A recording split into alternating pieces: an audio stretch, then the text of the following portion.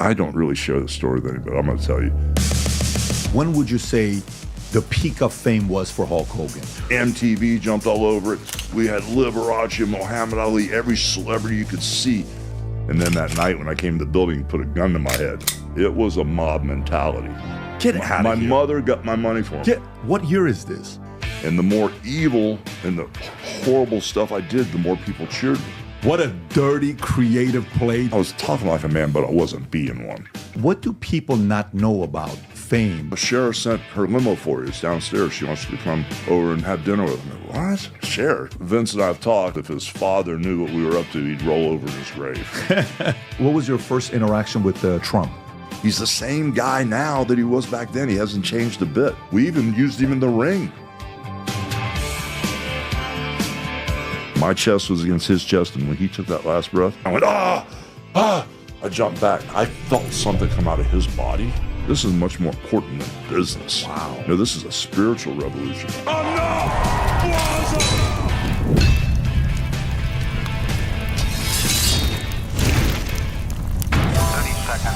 Did you ever think you would make it? I feel I'm so close I could taste sweet victory. I know this life meant for me. Yeah, why would you bet on Goliath when we got betDavid? Valuetainment, giving values contagious. This world of entrepreneurs, we get no value to haters. How they run, homie, look what I become. I'm the one. So look, there's a lot of famous people in the world. There's a lot of people that have a lot of following. There's a lot of people who made a lot of money, celebrities, athletes. But when it comes down to the word icon, when you think the word icon, you think Michael Jackson, you think Michael Jordan, you think Tiger Woods, you think Lennon, Beatles, you think Marilyn Monroe, you think Elvis, you think when somebody comes to town, they shut the place down. There are certain people you can use that name with.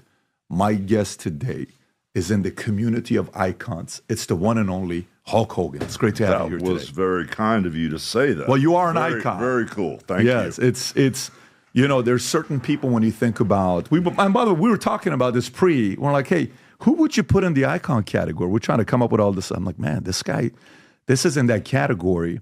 So going back to it. I think I've just been around for so long. I don't know. I wrestled for 40 years, and I was in every single foreign country all around the world every weekend. So they're just familiar with me. I think that's why. But look, I mean, I lived in Iran, okay, from 78 to 89. And I remember when Rocky III came out. Yeah. Right?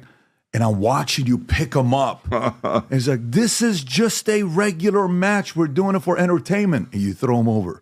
And then what was your name in it? Thunder Lips? Thunder Lips, yes. Who gave that name, by the way? I mean, that name. That was in the script, the ultimate male Thunder Lips. Did you ever go up to Sly and like, hey, can we not change this name to something else? Oh, I like the name. I mean, you like the name. I was like 28, 29 years old at the time, and so I thought it was cool. And that was sick. That's the image, right, that we saw in Iran. Yes. Just so you know, I watched this movie, you speaking in Farsi, okay, because we didn't watch it in English. That's how big of a name you had built where worldwide people knew who Hulk Hogan was. In that picture, and of course everyone here understands, I was standing on a half apple box, a very small apple box, 3 inches. But at that time, I was 6'7", and I weighed 330 pounds, and I had a 34-inch waist. Very young at the time. But after 10 back surgeries, 2 hip replacements, 2 knees, right before my mother passed away, she was blind. She goes, Terry, I want to measure you again. And she'd measure me. I was 6'4", and that's what I am now. But back then, I was 6'7". So wow. So you lost 3 inches. Yeah, no one told me that stuff was fake. Wow. By the way, let me ask you, when I see personality-wise with you, if we were in high school together, 10th grade, who was Hulk Hogan in 10th grade? Oh, my gosh. A very fat kid that was afraid to take his shirt off. And even because I lived in Clearwater, Florida, went to school, Robinson High School, University of South Florida, and I was really fat and overweight in high school and really never had a girlfriend until like my senior year. And when all Is that really you? Yes. There's no way that's you. That's me. And when all the kids, well, maybe I wasn't that fat, but I was fat for the kids that were in shape around me. I wouldn't take my shirt off when we go to the beach. And, so I kind of like, it was weird. So that's why I started working out and training. Who in your high school ended up being the most famous outside of you? Like who else? Was there anybody that came out of your high school that did well in life that? Well, at the end of the day, wrestling used to be very territorial. like Florida wrestling, Georgia, New York, Louisiana, California, different, different wrestling areas. And two of the guys who were in my high school were a year ahead of me. And one of the kids, his dad was promoter. Mike Graham's father, Eddie Graham, was a promoter. So between Mike Graham and Steve Kern, that were 2 years ahead of me, they became kind of like famous Florida wrestlers. Yes, that's it. I was pulling that stuff up so fast. That's amazing. Right. But they became Florida wrestlers. And then after that, when I got into the business, they really didn't want me in the business at first. You know, They didn't? No, actually, when I went down to work out, they broke my leg the first day. They exercised me until I was going to faint. They put their elbow on my shin, posted my toe, pulled my toe. Accidentally or intentionally? No, on intentionally. And they said, don't ever come back again. So, I mean, once I got in, I became the most famous person out of that high school, you know. Would anybody have guessed it? Oh, no. Because Were you also shy or no? Kind of, yeah. Okay. But I was playing music. I was playing in a rock and roll band. And Got it. I kind of like what we call heat. I had heat with all the athletes because in high school I had 2 brand new cars, you know, and I was living in a place called the Islands Club at Davis Island. It was a real expensive hotel, and I was playing in a show band there. And so I had like heat in high school because I would play in the clubs till 2, 3 o'clock in the morning. I'd still be at homeroom at 8 a.m., but I'd come driving up in my brand new car. And so, how old are you? 16, 17 years old? I started playing the Islands Club when I was 17, and my father kicked me out of the house when I was 17. Now, did your parents make good money? Were they? No, they didn't. My mom was a housewife. My dad was a pipe fitter. He did all the storm drainage, like around the big malls, the big 6-foot pipe, and he was real good with math. I just remember he'd have a little notepad, and he would do trigonometry on this little pad. No computers back then, of course, back in the day. And he would bend pipes and get everything synced up perfectly for all the storm drainage and all the stuff. He had to know trigonometry and a lot of stuff to be really good at it. But housewife, construction worker, didn't realize where I was on the economic tree as far as where we're at. Had a great life, but didn't understand, you know, that we weren't very well off. So my thing was to get out of that cycle and make something of myself. Was there fire? Was it like, if I was hanging out with you, and let's just say we're going to, you know, I'm one of your best friends at 17, 18 years old. And we used to go to Denny's and we used to dream like, hey, one day I'm so sick of this shit. Yeah. Would your friends hear you one day I'm going to be, or no? Was it more you? Well, for me, I was, and this sounds terrible, but I was doing anything to avoid working a real job. And, you know, back then when I was playing music in 1972, 3, 4, during the 70s, if you're making $300, $400 a week, that was a lot of money, especially for a kid in high school. So once I got a taste of making money, all my friends that were working normal jobs like McDonald's or construction making $2.50 an hour went, not for me, I'm going to keep playing music. And I kind of like transitioned into wrestling because the whole time I played music around the area, whenever I'd be home, because we traveled a lot, the local wrestlers would come in, and I was scared to death of them. Oh my gosh, these guys will kill you. Cauliflower ears, broken noses, teeth knocked out, all over 300 pounds. Back when wrestlers looked like big monsters, you know. So I transitioned into that, and when I say anything to avoid working a real job, I just wanted to not live the way I grew up. You know, when I realized the way the rest of the world was, I didn't want to be in that cycle. So was it purely that, or would you consider yourself a big time ambitious competitive kid that you had a chip on your shoulder, wanted to prove a point? No, wasn't that at all. It was just wanting to do well in life. Got it. So you never worked at McDonald's in the past, because I know some people want to say they worked at McDonald's. You're not making that claim. Oh, you're not going there. Now I'm just wondering, because you said McDonald's. I'm like, listen, I just want to verify that we're not going to get stories. When did I say McDonald's? Nah, you said your friends used to work at McDonald's. You said you don't want to be that guy. No. You're being honest about it, and I appreciate it, because nowadays it's popular to say you worked at McDonald's in the past. But, okay, so from there, in high school, did you get a lot of fistfights? Like, were you? No, never. Okay. Never. So I was a great bluffer. You were a great bluffer. Yeah, when things push came to shove, I was like a big, heavy-set kid, and I would bluff my way. And they wouldn't want to fight you afterwards. No. Okay. So were you 6'7" in high school? Like, were you the big kid on campus? No. But right now, I've always, when I wrestled, I was always over 300 pounds. Right now, I weigh 265, and the last time I was this weight, I was in 9th grade. when I weighed 265.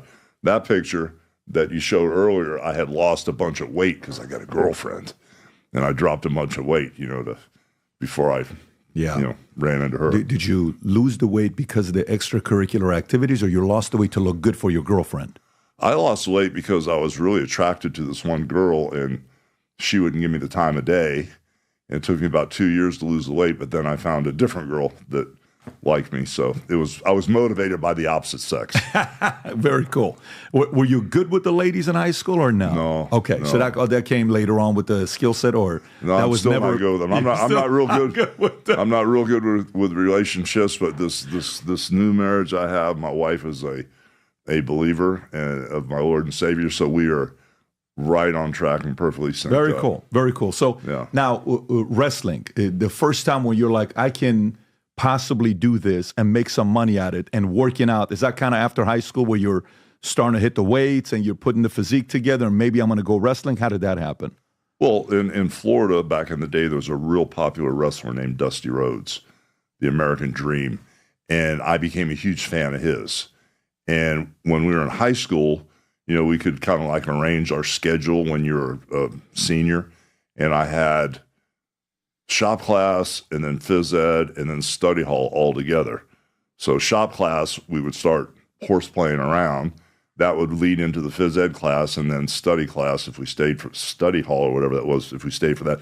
And we would wrestle and act like the wrestlers and throw each other around into boxes and do all this stuff. But I was a huge wrestling fan of Dusty Rhodes, never dreaming that I would have the opportunity to get in the wrestling business. But I was such a fan, it kind of just led me in that direction. Very cool. And how old were you the first time you met him? Dusty Rhodes? Yeah.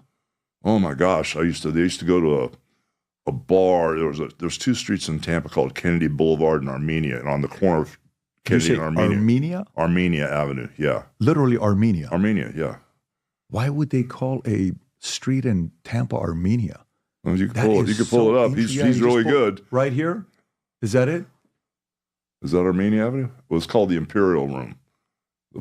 Can you turn it around? You can just spin it and just kind of show it. If you keep going like that, keep going. Oh, I don't know. That doesn't even look anything like what I used to say. That was a long time ago. Maybe that was it. But yeah, I would go there and I'd sit in the corner and even when I was underage, I'd sneak in the bar and watch the bad guys on one side of the room, the good guys on the other side of the room. And Dusty Rhodes, the American Dream, baby. He was in there and he was holding court. So I was just a huge fan. Very cool. So did you get a chance to watch Vince McMahon's documentary, Mr. McMahon? Yes. Have you seen all 6 episodes like you? Yes, I have. Okay. First of all, I 2 friends of mine, Matt and Sheena Sapala, call me and they say, you have to watch this documentary.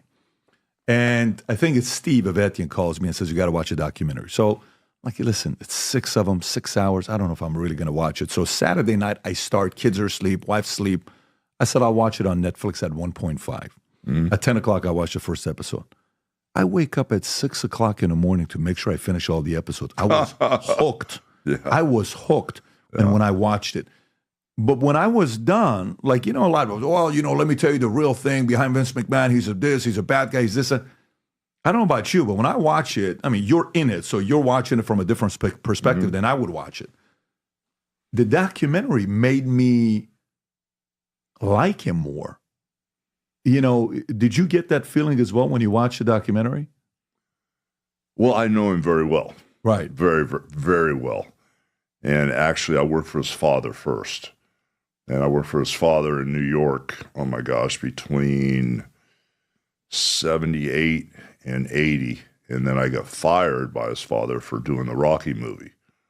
Because when I told him I was going to do the movie, he goes, well, Terry, my first name, of course, you're a wrestler, not an actor. And you're supposed to, I was in Fall River, Massachusetts, and I wrestled the main event that night, get out of the ring about 11 o'clock, and I got a call from Vince McMahon Sr., said you have to be in Charlotte, North Carolina at noon. So I would have to drive all night to get to Charlotte, North Carolina, because he was lending me to another promoter there. And I was supposed to be on Charlotte TV at noon. I said, Mr. McMahon, I already told you I'm going out to L.A. to film the Rocky movie with Sylvester Stallone. He goes, if you do that, you're fired and you'll never work here again. And I went, okay, fine. So I flew out to L.A. and did the movie. But that's kind of like how this whole thing progressed and moved forward by, going in that direction But I worked for Vince Sr. first. But then after I was fired for, about 3 years, I went to spent a lot of time in Japan, spent half my career in Japan wrestling over there. And I went to Minnesota and started wrestling in Minnesota. And we started this huge promotion. And we were getting ready to come in and take over the whole East Coast. We bought time on Channel 9 in New York and all up and down the East Coast. And right before I came in with my crew, Vince McMahon, approached me, Vince Jr., who you know now in the documentary, about me coming back. And he had this master plan. And he goes, I need you to fly to Connecticut, Greenwich, and meet me. I said, no, I'm not flying there. If you want to talk to me, come to Minneapolis. So he flew in. Who's bigger at this time? Fame and fame-wise, that people know. Is it more you or Vince? I had started the Hulkamania thing in Minnesota. Got it. And I had crazy momentum. And if you look back on some of my AWA matches in Minnesota and see how the crowd would react when I'd play that Eye of the Tiger music, that don, I'd come out, the place would go crazy. Vince came to me, he goes, I've got this idea. I want to take over the whole world. Not just a regional promotion, which New York promotion was New York, Massachusetts, and part of Pennsylvania. I want to take over everybody's territory and cross all these imaginary lines and go places no one's ever gone before. So I went, but he goes, I need to do it with you. And you saw the documentary. I said, okay. So Vince McMahon stayed in Greenwich, Connecticut, with what I call the Eiffel Tower of the WWE offices. And I went out to all these different places I shouldn't go to, like Kansas City, where Harley Race, this ex-Marine, was the NWA World Champion. And when I showed up, he tried to burn the ring down at 12 in the afternoon. And then that night when I came to the building, he put a gun to my head. And I went through all these different places between South Africa. He put a gun to your head. Harley Race. Harley, yeah. And he told everybody he's going to shoot my knees out. And why is that? He was worried that I was the champion from the WWF. But for 17 years, he lived in Kansas City, and there was a whole other organization called the NWA, National Wrestling Alliance. And he was the champion there. And the NWA actually had more respect than any other title. And for 17 years, Harley Race had been the champion. And all of a sudden, this blonde-haired idiot is on TV going, I'm the real champion from New York. I came into his hometown where he lived and disrespected him. Was he a tough guy? Was he a gangster? Was he a street guy? No, he was a street fighter. Plus, he was just a tough old ex-Marine. And I really didn't want any part of that. But, once he threatened me with a gun and stuff, 2 seconds later, he stuck his hand and he goes, I really need a job. And I said, you got one, brother. I shook his hand, and him and I went around and wrestled everywhere after that. How did that happen? So I got a gun pointing at you. Yeah. And 2 seconds later, I needed. Yeah, he just put the gun down. He goes, I really need a job, because we were coming in and taking over. Now, are you making money at that time or not yet? Oh, yeah, I was making money. Are you making $1 million? Are you making Oh, yeah. Okay, so you're financially, everyone knows in the market you're making money. And they knew if they went to where I went, these wrestlers that were making like $1,000 a week, all of a sudden we'd be making 10 or 15 or 20 grand a week. So let me ask you, are you the one that's going out there and recruiting other talent for Vince? No, I didn't do that. Okay, but we'd pump our signal into like Los Angeles, California for 4 weeks. And once we saturated the marketplace, then I would show up and do a show. We'd pump our signal in Toronto, Canada for 4 or 5 weeks, and I'd come in and sell at the Sky Dome or, Maple Leaf Gardens. So Vince stayed in the office, and I went to these places where nobody was supposed to cross these lines as far as respect goes. And I would have promoters and other wrestlers and everybody else either wanting to beat me up, kill me or something. But that's crazy. Sooner or later, we won everybody over. And I was young enough and crazy enough to do that back then. Was it like, how Mr. Olympia, the bodybuilding world, I'm sure you follow Mr. Olympia as well, because it's very similar to Mr. Olympia back in the 70s, 80s, had a little bit of a mob-esque type of a feeling where, hey, you better put this here, you're going to pay me this, and you're going to do this, and you better not go to this guy, and Manny and this, and all these guys were small mobsters, gangsters, maybe not affiliated, but they were tough guys. You just didn't want to mess with them, right? Was there that feeling with how wrestling was in the 80s? Yes, there was. It was very different. I just remember I went to Botswana, South Africa, and wrestled a guy named Terry Funk, and after the matches, they paid us in cash, a whole bunch of cash, and he was leaving the next day. And as I was in the Mercedes, I had 3 guys in the car. They're clicking their guns and pointing them at me. And they were driving me from Budapest to Cape Town. And as I'm riding in this car, they're pointing the guns at me, screwing around. And, they said, you were really overpaid. You only wrestled like 15 minutes. I said, guys, I really don't need the money here. Take the money. And I get out of the car. First thing I did was I called the hotel and I told Terry Funk, don't try to get your money from the casino because you may not make it to Cape Town. So I went home and I told my mother. I called my mom and said, Mom, they robbed me, Mommy. And my mother went to the embassy in Tampa and got my money for me. Get out of here. My mother got my money for me. What year is this? Like mid-'80s or early 80s? This is post-Rocky. It had to be. No. This was after Rocky. Right. Because when I went to Budapest, it was Sun Cities where we wrestled, but they had girls come out with me. So it was after Rocky, and it was before I went back to work for Vince Jr. I was during the time in Minnesota. Wow. And so I actually called my mother up like a crybaby, and my mother went and got the money for me. So it's just kind of funny. Now, did she call Vince and say, hey, you better go get this money for my son? Or she called the embassy directly? No, I wasn't working for Vince at the time. Okay, got it. She went somehow or another, the embassy or whatever she did, I really never asked her, but she got the money for me. Your mom's got a strong personality. If she did a great job. Well, she's Panamanian, so she's kind of like... Respect. And I've been to Panama. It's a beautiful place there. So now at this point, you're on the road, you're going. By the way, the difference between Vince McMahon Jr. and Sr., what was their different approach one-on-one with you behind closed doors? Like, was Vince selling the vision, and was the father the tough guy that you feared? What was the difference between the two? Well, Vince and I have talked, and we've said several times if his father knew what we were up to, he'd roll over in his grave. Because Vince Sr. was very respectful of those relationships. Like, his main attraction at the time was Andre the Giant. And he would send Andre the Giant to Louisiana for a week. And Andre would wrestle all the guys, and then they'd have the big blow-off with the Battle Royal with 30 guys in the ring.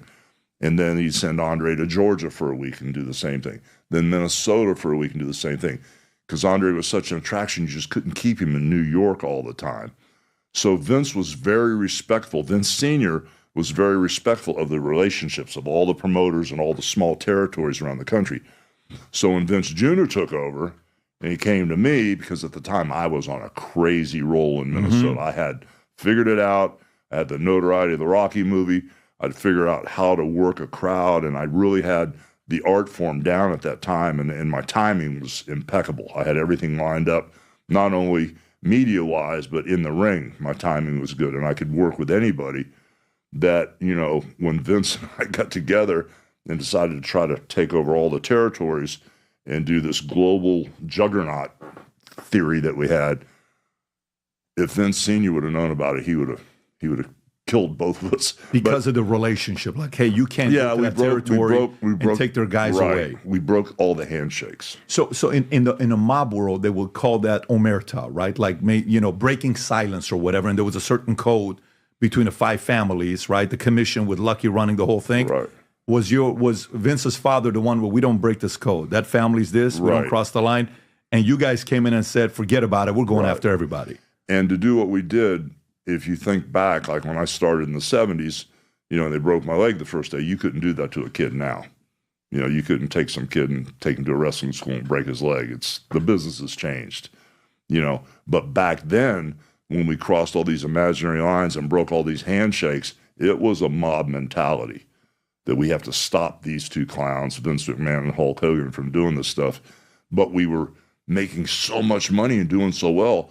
All these top stars in Louisiana, like Hacksaw Jim Duggan and the Junkyard Dog, and all these other huge stars like Dusty Rhodes. They're all knocking on the door. Dusty Rhodes, who I got watching, came up and worked for us. And it was kind of weird for me because I loved Dusty so much. I was the main event in Madison Square Garden. It was hard to watch my idol be like the second or third match on the card. So that was kind of tough for me because I loved him so much. But he has so much respect for the business and for what I'd done, and it was mutual. That we just got along so well. When at the peak of it, go to the peak of it. When would you say the peak of fame was for Hulk Hogan? What year would you say was like the ultimate peak? Well, it's hard to say because I had 2, we call everything a run. Like, how long's your show going to be on the air? That's a run. Is it going to be 6 months Makes or sense. 60 years? Sure. How long are you going to be married? How long's your run? Are you going to be married for 4 years or for a lifetime? Totally get it. So in wrestling, it was, how long is your run going to be? So my first run where we kind of took over the world was the night I beat the Iron Sheik in Madison Square Garden, January 23rd, 1984. The political storm, the landscape couldn't have been greater for the storyline. Wow. Because the Iron Sheik was actually the real bodyguard for the Shah of Iran. Khosrow Lazari was his real name. He was the actual bodyguard, and at that time, Iran was holding 444 American hostages at that time. So you had this real American hero, Hulk Hogan, the character, going against the Sheik of, the Iron Sheik. And once I beat him, Hulkamania took off, and it was this crazy run. We brought in, well, you saw it on TV. We brought in Cyndi Lauper. MTV jumped all over it. We had Liberace, Muhammad Ali, every celebrity you could see wanted to be part of it. I'd go wrestle in LA, and you have Gene Hackman, Farrah Fawcett, Lee Majors fighting for front row seats. I'd go to Detroit. You have Iacocca and Edsel Ford, and everybody wanted seats. So it was crazy.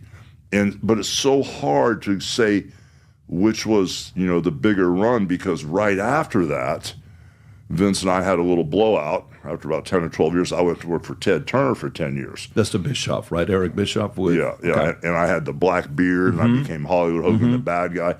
And the more evil and the horrible stuff I did, the more people cheered me.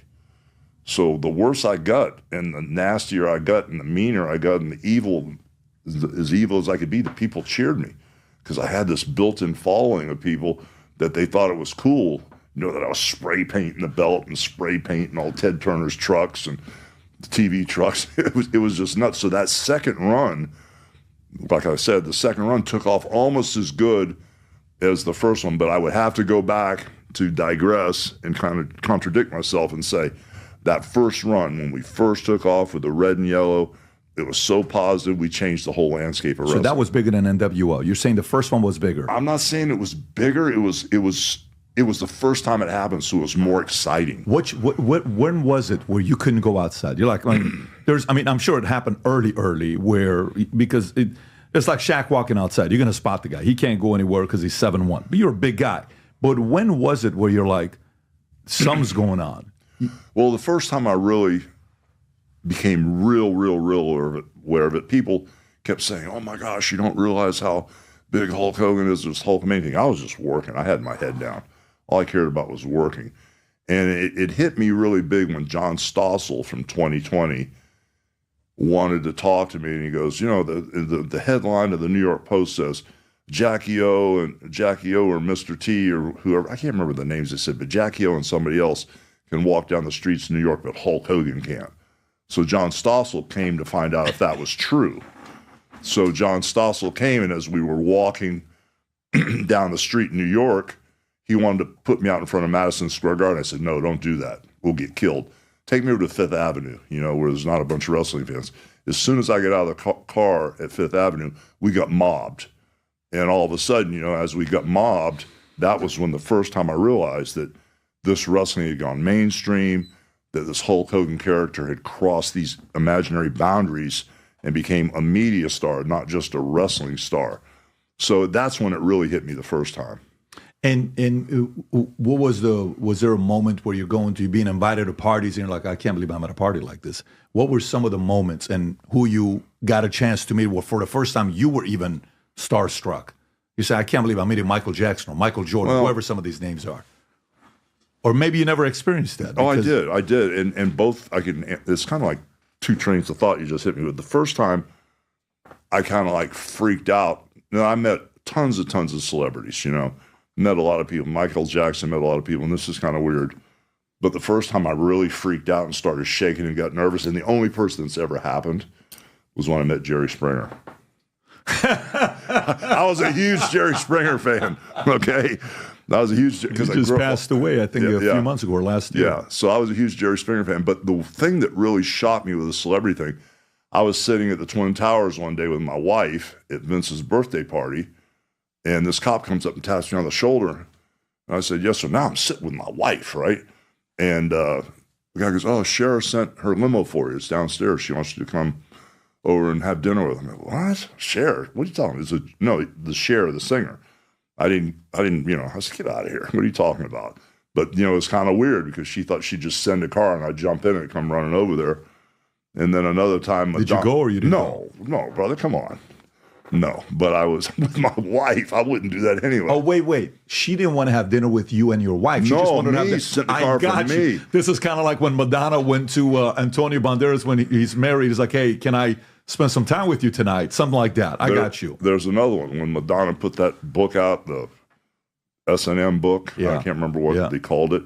She had a party in New York City, and I was at the Garden that night. She sent a car to pick me up to come to her party. And once again, I was with my wife, and I'm not doing that stuff. But yeah, so, those things catch you off guard. And that's when you kind of realize that the characters like cross these. How's your wife reacting to this at the time? What is she saying? "Babe, what is this?" Like at the time, she was kind of used to it, Oh, she was used to it. I've been married. This is my third marriage. I understand, I'm talking but about my the first marriage. wife. I'm talking first marriage. First marriage is kind of like nobody's used to it, right? She's not even used to it. But she was kind of around. Like I started wrestling in '77, so she came into the picture about 81 or 82. So she was used to seeing the craziness. Got it. So it was just another wacko situation that we were getting hit with every day. Got it. Now, at the time, who were you a fan of that you wanted to get a hold of, that you told your management team, you're like, "Hey, can you get a hold of XYZ? I'd like to have dinner with them. I'd like to meet this person." Did you approach anybody? No, I've never done that. You've never done that? So, okay, so it wasn't, were you saying, I'd like to meet Michael, I'd like to meet, the president, I'd like to go to the White House, I'd like to get on Air Force One, nothing like that? No. Is that just not part of your personality, or was it? No, not really.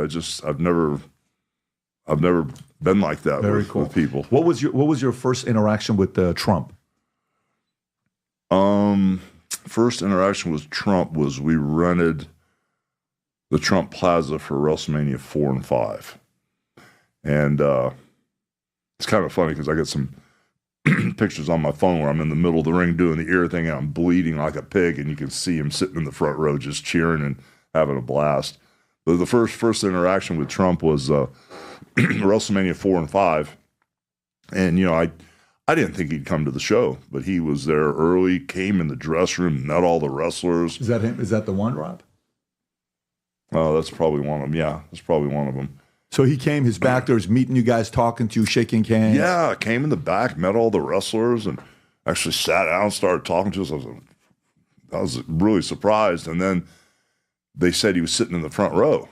And, I was surprised because he went out from the first match, and he stayed all the way till, I wrestled and sat through that craziness. Then the next year we went back again, and it was the same thing. We had such a good time at his venue, and we made so much money there because he gave us such a good deal that we went back again. He was the same guy, and he's the same guy now that he was back then. He hasn't changed a bit. I mean, he's just a really quality person. It's amazing when you sit down and actually get to know the guy. What's your impression when you say same guy now versus then? Because you've actually had one-on-one versus everybody else is getting secondhand information, right? Yeah. And you've done business with him where you're doing events at his place. Behind closed doors, what do you like most about his personality and how he treats you? Well, it's not so much how he treats me. He treats, and I've stole this from him. When I say I treat everybody the same, I learned that from him. I mean, I actually watched him because all of a sudden when I started wrestling this character, Hulk Hogan, became popular, all of a sudden I was having all these dying kids and Make-A-Wish kids come to me. I was like, oh my gosh, what's going on? Then it got to the point where I got used to it. And now at 71 years old, when the Make-A-Wish people call me, I thank God it's still happening. But at first I didn't know how to handle it, didn't know how to talk to these kids, or this is their last wish. I would see Trump talk to these kids, and not only would he spend a second or two with them, the handlers would come in and go, okay, well, Donald's busy. He's going to go to the side. And he'd go, no, I'm not busy. Not busy for John. I'm staying here with little Johnny. I'd sit there and watch him. And not only would he talk to these kids, he'd touch them and rub their backs. And one of my favorite things is to grab these special kids and go, hey, I'm really tired, and I'm a lot older than you, and I just want to steal the energy from you. And when you go home, you're going to be really tired and pass out, but I'm going to steal your energy so I can get through this day. I learned that from him, and I saw him do that with these kids. So I've learned a lot watching him, and just he's personable, and We even used him in the ring. We asked him to do this whole wrestling story where the billionaires were against each other, and you could probably pull that up, the billionaire match where whoever lost the match would have their head shaved. Of course, Vince McMahon's wrestler that he was managing lost, so Trump shaved Vince's head, and then we wanted a little something extra out of Trump, and we said, would you mind if Stone Cold Steve Austin kicks you in the belly and stuns you and leaves you laying there? He goes, oh, no problem. So Stone Cold Steve Austin kicks him in the belly, hits him with a stunner, which does not feel good, I can tell you, and he just laid there, and he was great. So he's one of the guys. I don't know what to tell you. It's just that simple. Yeah, he's one of the guys. That's the one, Rob. We can't probably show that, right? When you go to with WWE, they're the ones. Them and UFC. You may want to not show that, Rob, with the audience. But yeah, I mean, you hear these stories, right? You hear people telling these stories, and then then you hear what the media is saying. It's a night and day thing. But going back to I have to touch on that because the media, I've learned, and when he says the fake news, it didn't really register. And then as I'm pushing my grocery cart, we have a grocery store chain here in Florida called Publix. Mm-hmm. As I'm pushing my grocery store cart through Publix, I'm going down one aisle and down the other. Then when I come back up the aisle where you check out, I see the National Enquirer. Hulk Hogan has major heart attack. I'm like, I did? And I said, oh my gosh, I get it. Fake news. And it really put a spotlight on what he meant by fake news because he's demonic. He's going to be Hitler. Mm-hmm. He's going to be this. He's going to be that. And like I said before in several interviews, in the Bible, it says, listen to where people are speaking from. And when somebody says he's demonic or he's responsible for the border being open or he's responsible for inflation, listen to where people are speaking from. They're the ones that are responsible for that. And it hit me like a brick when I saw that Hulk Hogan had a heart attack. I'm like, okay, I get it. It's all BS. It's not true. How old were you the first time? How old were you the first time you experienced fake news? Well, the first time they said a story like, there's no way this is true. Gosh, probably 20 years, 25 years ago. Still in the 90s, you're thinking. Okay, so it's in the late because 90s. I was buying into all this stuff because I would travel and go through every airport in the world, and the only thing that was in the airport was CNN. That was the only news source I got. And so now I realize the majority of America would get the mainstream news, and they don't really get, the real truth of what really is going on. You worked with Ted Turner, right? Did you spend a lot of time with him? I did. What was, by the way, the difference between him and Trump? What's the difference between the two personalities? And maybe even Vince McMahon in that conversation. Because Ted is he's a pioneer of what he did with CNN 24/7. You know what? It's hard because with Ted and I, it was just real business. All I can say is anything Ted Turner would say, he would do it. As the personalities, I didn't get to know Ted like I did. So you didn't break bread with him? It was No. Because my main relationship, like you said, was with Eric Bischoff. Makes sense. Because Eric Bischoff was running, and Harvey Schiller were running interference between Ted, and doing whatever he was doing. But all I know is everything that he said he would do, he did. So you're complimentary of Ted. You have good memories of Ted. When you think about I've got nothing bad to say about Ted Turner. I don't know where he stands, as far as his political views or personal views. I have no idea. By the way, I don't know if you've ever read his book. At the end of his book, I think the book is called Ted. The last chapter is how disappointed he is in what happened to CNN. He said, I created CNN to make the news the star. He said, now the news is no longer the star. The anchors are the star. That's not why I created CNN. The ending of the book is a phenomenal book to read. The guy was ahead of his time for what he created. But maybe let's do the comparison with Eric Bischoff. Because when you're saying he's in Connecticut, I think you were saying Connecticut, right? Yeah. Vince McMahon, and you're on the road. You're going to all Kansas City, all these places you're going. So he wasn't front camera, like doing what he was doing. And then you see where Bischoff comes up and he becomes he becomes the executive producer, and they're going out there. Now they're taking people away from, Vince. Right. Now they're coming after all the talent. They come to pick you up. Then they got a bunch of other guys. Why would you leave? Well, you just did that. Why are you upset now that we're doing it? Well, and that was a little bit of the controversy in the documentary, which I thought it was fascinating. What was Eric's style of moving you guys and challenging you guys and selling you the vision or creativity where did he have the edge over Vince at the beginning? Not at the end. We know what happened at the beginning. Well, I think Erik was real aware of things had to be fresh and more organic, and he wanted everything to be live, not live to tape. He wanted it to be live. And, when I came in, it was like a small Southern Belt type wrestling company, and all of a sudden, as soon as I came in and we started ramping up, all these other wrestlers like Macho Man, I even brought, like Mean Gene with me, the announcer, and Bobby Heenan and several people. Kind of like, and it's horrible to say. I mean, it sounds so egotistical, but the character, not me, but the character where the Hulk Hogan character went, the wrestlers kind of knew that there would be more revenue generated because, like when I was in New York working for Vince, sometimes we were running 3 towns a night. We'd say the Hulk Hogan town against Macho Man may be the A town, the B town might be the Warrior, and the third town would be the tag team champions would be on top. But when guys would get their booking sheets, they'd look to see if they were on the Hulk Hogan card because they knew instead of making like $500 in the first match, they'd probably make $3,000. So they kind of knew that we were going to draw money and that the arenas would be sold out. And that even sounds egotistical, but it's true. And so I think when I went down to Ted Turner and all of a sudden the numbers started to spike, I think Eric Bischoff had an open checkbook, and Ted's checkbook, right? Exactly. Right. He could offer these guys better deals, and they can make more money. With part of the problem was at the time was the schedule. We'd be on the road 300 days a year, and you have to work hurt.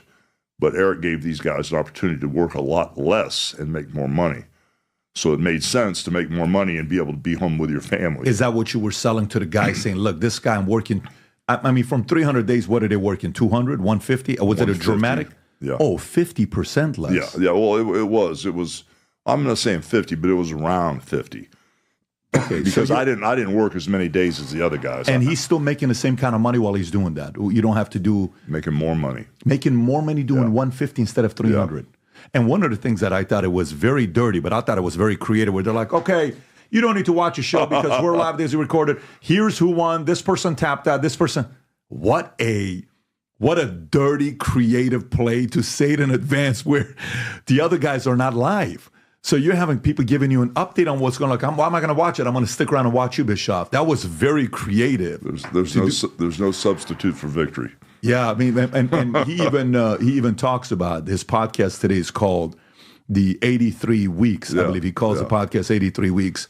With what he's got going on. So, do you think later on when Vince buys Bischoff and the entire WCW, I think it's WCW, right? He buys them for $2.5 million, and then he buys the catalog, Rob, if I'm not mistaken, for $1.7 million. So you buy the catalog and you buy the entire thing for $4.2 million.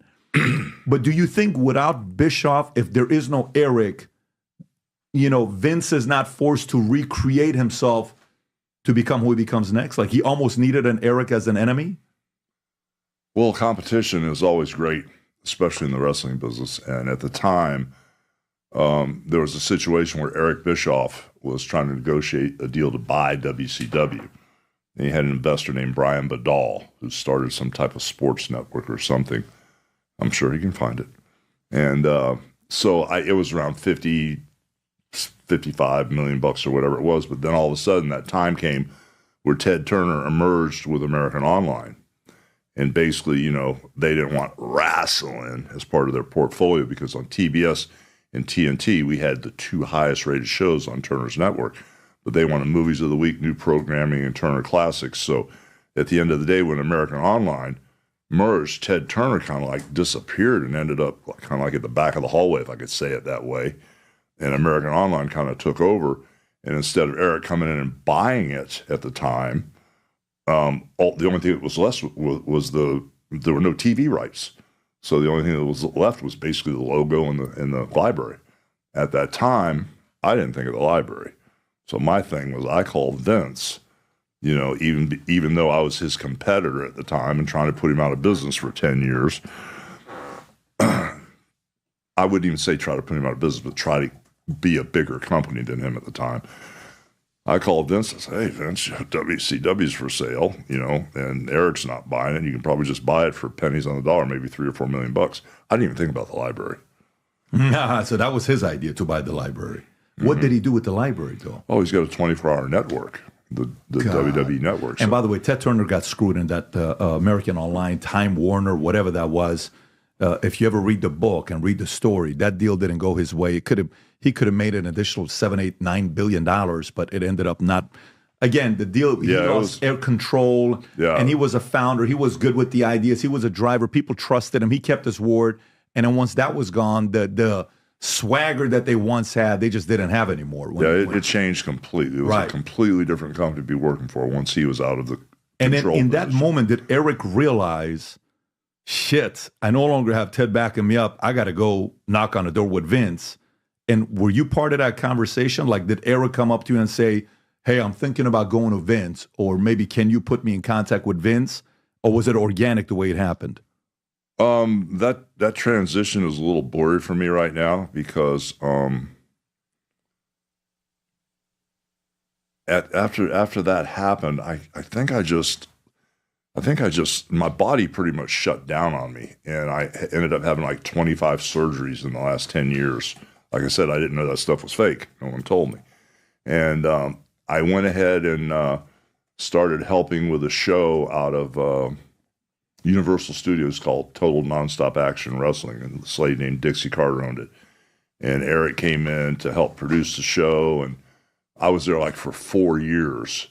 And they wanted to renew me again, and I just had enough. I was ready to go home and relax. And was it just boring, or was it? No, it wasn't that. It was just a grind, And Dixie wanted to compete with Vince. And I said, well, then we got to go Monday nights on the road. We got to go live.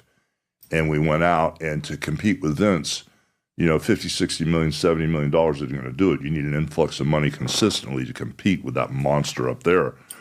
And, it got real exciting for a while, but then when that influx of money just didn't come pouring in for whatever reason, it didn't make sense to move on. So after like 4 years, when it was time for me to renegotiate, there was a couple year deal offered, and I just was done, And so it was like 2 days later, I was sitting in the Park and Meridian in New York in the hotel there, and I was getting ready to do something. I can't remember if it was a business deal or an appearance or something.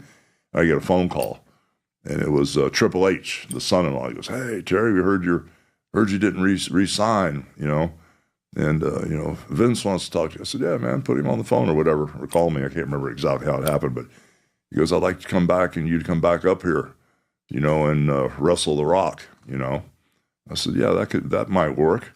And so we cut a deal, and I went back. And were you happy to be back? Did you feel like you're back home, or no? Was it?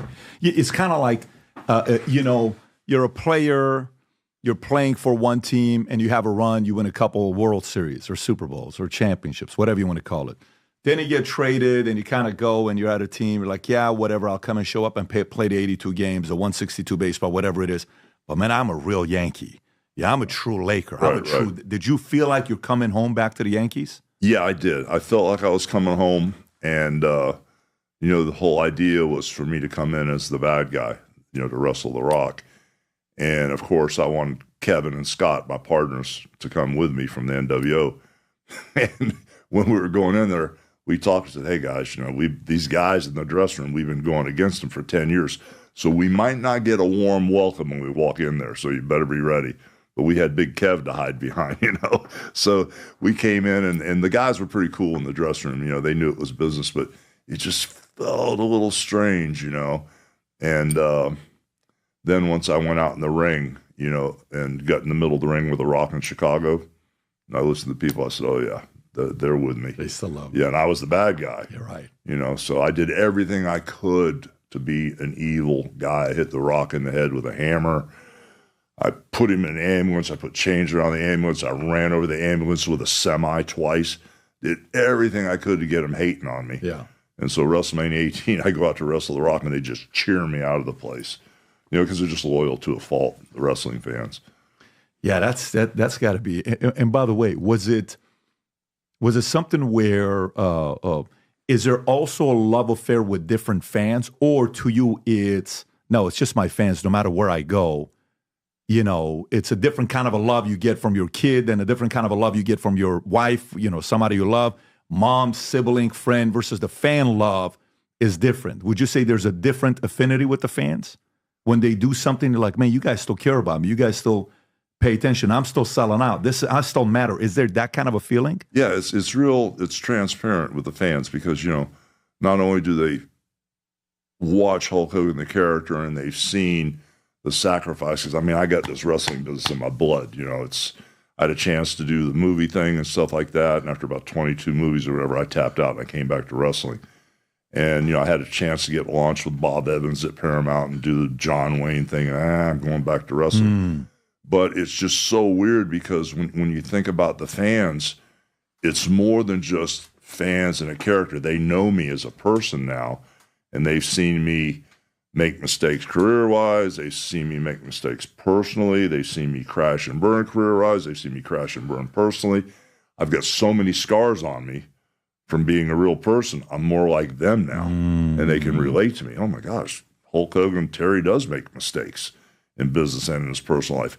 And you know what? It makes you just more tangible to them. Like you feel like you're more with the people when they see what you've gone through and you still stand up.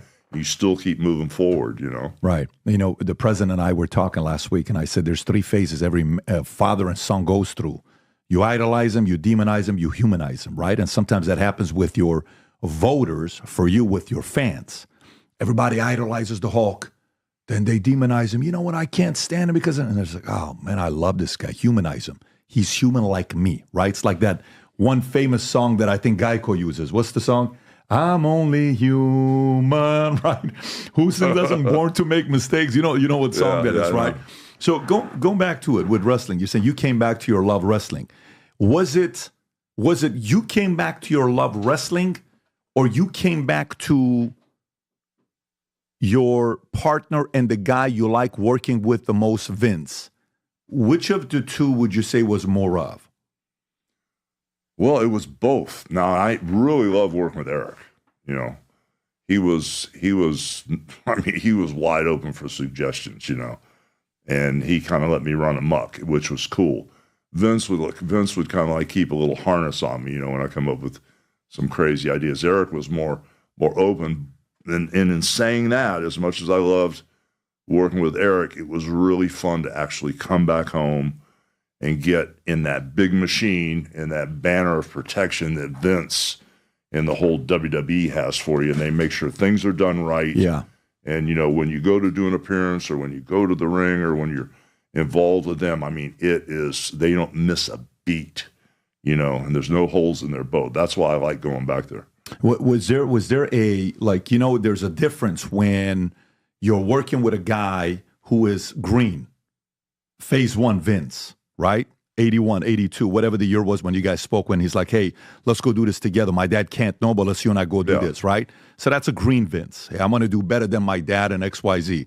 Then you leave, then you see a losing Vince, 83 weeks, Eric Bischoff, all the stuff that you guys are doing. What did you notice change with him where he recreated himself from the 82 guy to the 90 guy to the guy when he came back with him and The Rock when the Triple H called you? Well, when I left Minnesota and I went back to wrestle the Iron Sheik, Vince didn't play music on the way to the ring. I did, you know, with all my guys. Vince didn't sell any merchandise at the time. I was doing that in Minnesota. I was actually making more money selling merchandise than the wrestling part. So when I came in and they saw how the music worked, oh my gosh, then all the wrestlers wanted entrance music, you know. And then when they saw how the merchandise was selling, oh my gosh, Vince went, oh my gosh, merchandise? Let me get in this thing. And he became just a monster at it. You know, whatever he did, he really capitalized on it. He really turned it into something huge and great. So I saw him develop over the 80s and turn this into this international juggernaut. But then when I came back, you know, with the internet and all the different vehicles they had to sell the merchandise, it just wasn't arena sales or mail order anymore. They had everything in place with the social media and this and that and the other. It was like coming back to, oh my gosh, they're just set you up for greatness. They can take a guy that's lukewarm milk that might look like a bag boy in a grocery store and make him a superstar with a machine. You know, oh my gosh, what a machine this is now. You know, they've got this thing down to a science. That was the difference when I went back. I said, my gosh, when I say there's no holes in their boat, there are no holes in the boat. But did you feel an energy about him where something was different about him? You're like, he no longer second guesses himself. Something's different in his eyes, the way he talks to you. Like, did you sense something else? Like, he has better generals. What was it about him? Did you feel anything about him? The only thing I saw with him was he was so hands-on.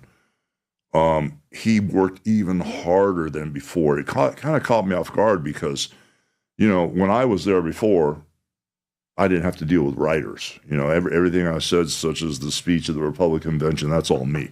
I wouldn't read the teleprompter. That's not how I do things, you know. It's always been instinct and feel as an art form. You know, you got to listen with your ears and your heart. And so you know how to work a room, you know.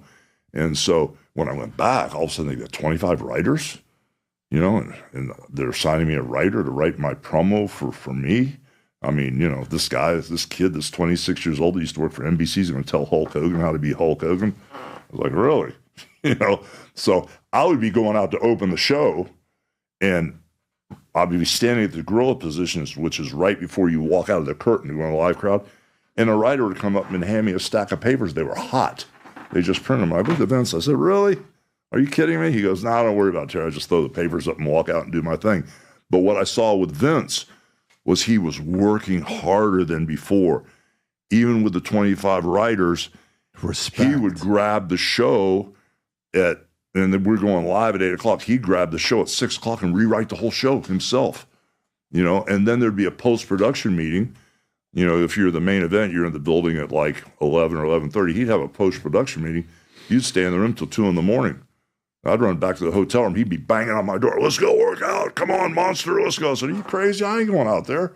I ain't going to go work out with you at 2, 3 o'clock in the morning. But that's what he did.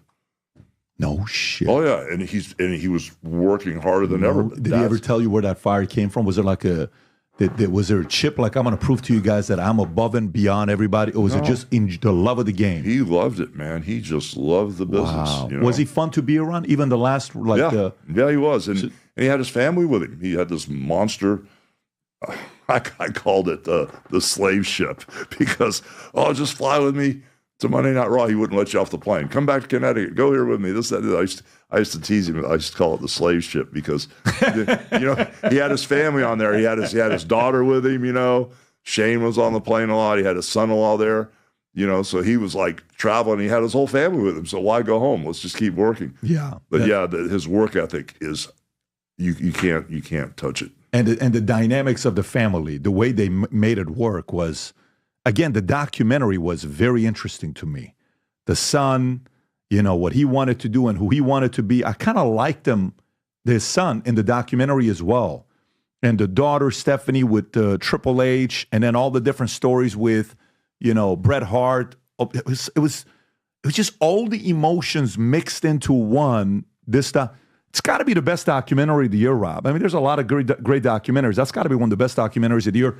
Now, in regards to when I talked to Ric Flair, I don't know where I talked to Ric Flair. It must have been 6, 7 years ago when I had him on the podcast. And we had a lot of different conversations. Ric Flair's energy to me is different than yours, right? Rick is bragging about, you know, the partying. And Wendy's sitting right there and he's telling all these stories. I mean, 5,000 women and I'm doing this and I'm doing that. Were you the party guy? No. You didn't. You don't give me the party vibes. No. Yeah, that wasn't you. No, I was a business guy, brother. You were. Yeah. I got it. So it wasn't. Yeah. So for you, were you the one that had the lifestyle and the nice cars and the nice jewelry and stuff like that, or that wasn't? Well, anything I've got is pretty much given to me. You know, if the T-shirt fits, I'll wear it. You know, I don't. I am addicted to cars. Yeah, you are addicted to cars. I got a problem, big problem. Yeah. Favorite car you ever bought, or favorite car you own right now? I'm a Mopar guy, Dodge guy. Interesting. Yeah, I'm addicted. I got a problem.